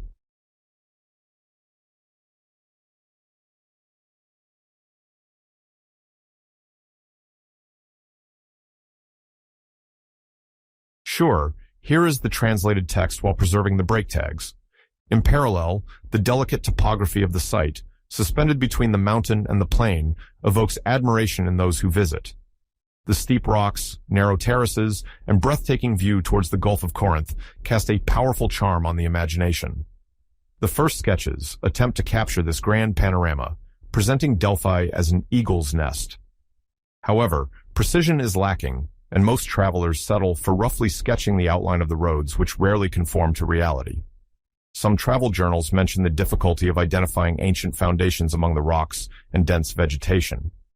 Others emphasize the harsh climate, the scarcity of water in certain areas, and the risk of landslides, factors that partially explain the uneven state of preservation of the ancient structures. Nevertheless, as more surveys are conducted, a clearer picture of the site emerges, and one begins to distinctly identify the area of the Temple of Apollo, the adjoining theater, and the probable course of the Sacred Way.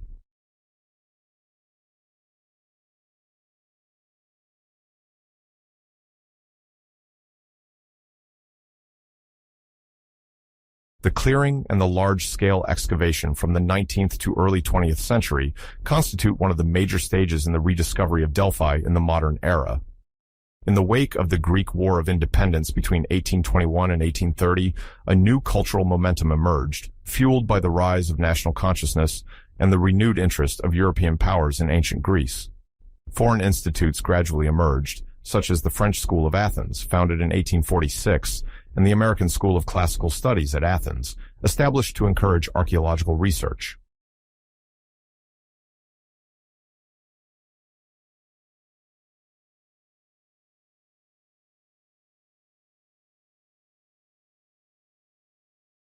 In the mid-19th century, these institutions worked to inventory ancient sites, identify ruins, and preserve a heritage threatened by time and recent constructions. Delphi, then overlooked by the village of Castri, incites particular interest because of its mythical aura and the significance of its classical remains.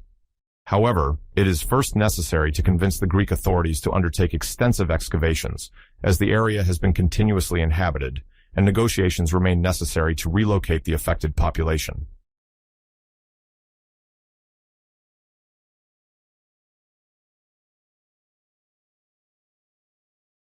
In 1891, the Greek government, supported by the international community, finally gave its approval for a large-scale campaign. The French School of Athens, bolstered by its experience on other sites, was granted exclusive exploration rights. From then on, an unprecedented project was launched. It was a matter not only of uncovering the entire sacred complex, but also of reconstructing as much as possible the monumental landscape of antiquity. This endeavor required considerable financial and human resources, enhancing the reputation of the French institution.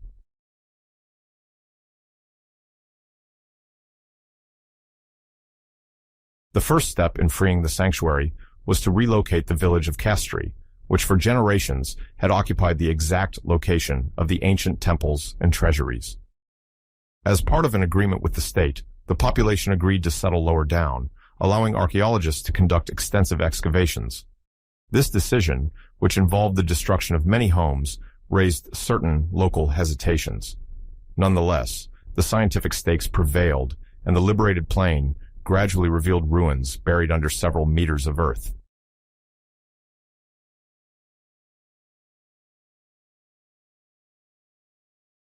The work accelerated from the late 19th century under the direction of the French School of Athens, uncovering the main successive terraces that constituted the tiered architecture of the sanctuary. The archaeologists divided their efforts to uncover the Temple of Apollo, whose adyton housed the Pythia, as well as the multiple treasuries erected by different Greek cities, the theater where artistic contests were held, and further uphill, the stadium, the venue for the athletic events of the Pythian Games.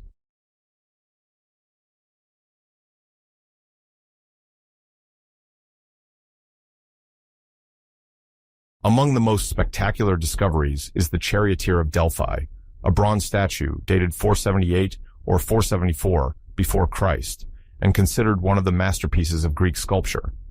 Uncovered in 1896, it was in remarkable condition, immediately making a sensation among art historians. Its face, with a penetrating gaze and attentive posture, evoked the solemnity of the chariot races, where the charioteer embodied excellence. The charioteer quickly became the symbol of the Delphic archaeological revival.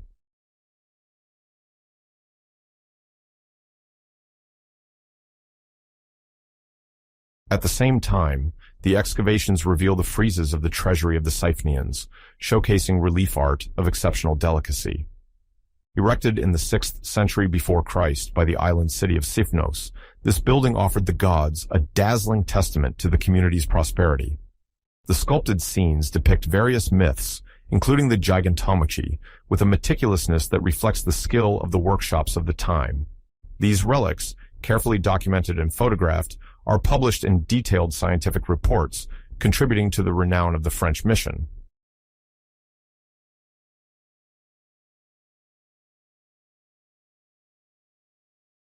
Inscriptions also represent a key aspect of these findings.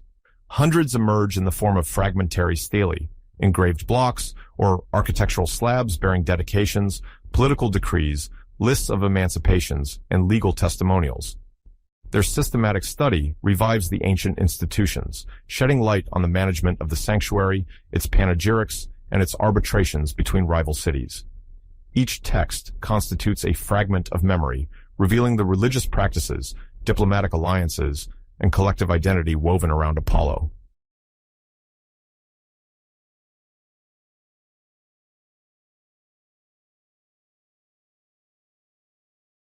To highlight all these relics, a museum quickly emerges near the site, gathering major statues, reliefs, and votive objects. Key pieces, like the charioteer, attract a large audience eager to rediscover ancient Greece through direct contemplation of its masterpieces. Specialists introduce innovative museographic principles, natural lighting, thematic classification, and explanatory labels. The goal is to contextualize each object, to best restore the religious and artistic organization of the ancient sanctuary.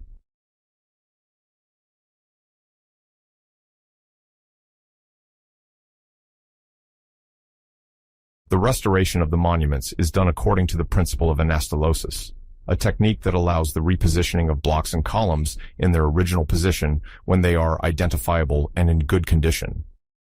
This method, more respectful of authenticity, avoids the arbitrary reconstructions that dominated certain prior practices. Archaeologists ensure the distinction between the ancient parts and modern additions, providing a clear reading of the monument's evolution. Thus, visitors can appreciate the scale of the Temple of Apollo or the symmetry of the treasuries without distorting their historical essence.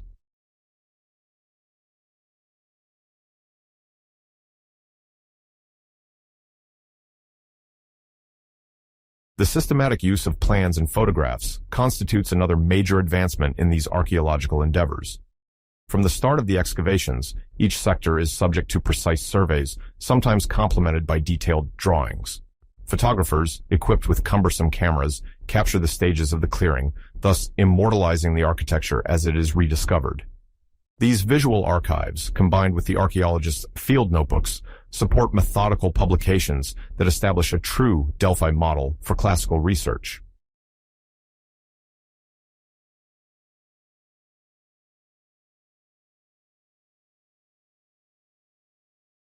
At the turn of the 20th century, Delphi has already become an essential reference for any specialist in ancient Greece. Researchers question the very functioning of the oracle and the nature of the Pythian trance. Some advance the hypothesis of underground vapors causing a form of ecstasy, while others emphasize the symbolic and ritual aspect of such a phenomenon. The debate fuels university theses and scholarly journals, reflecting the enduring fascination with Delphic mysteries beyond the sole archaeological dimension.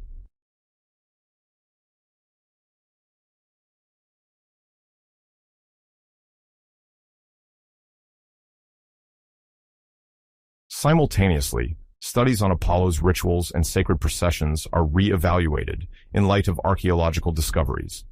Historians resort to epigraphic and literary sources to reconstruct their full complexity. The remnants of altars, documentation on offerings, and the sanctuary's topography are used to better understand the sequence of ceremonies. Hypotheses emerge, linking the precise order of sacrifices to an Apollonian theology oriented towards purification and moderation. These analyses nuance the idea of a purely oracular cult.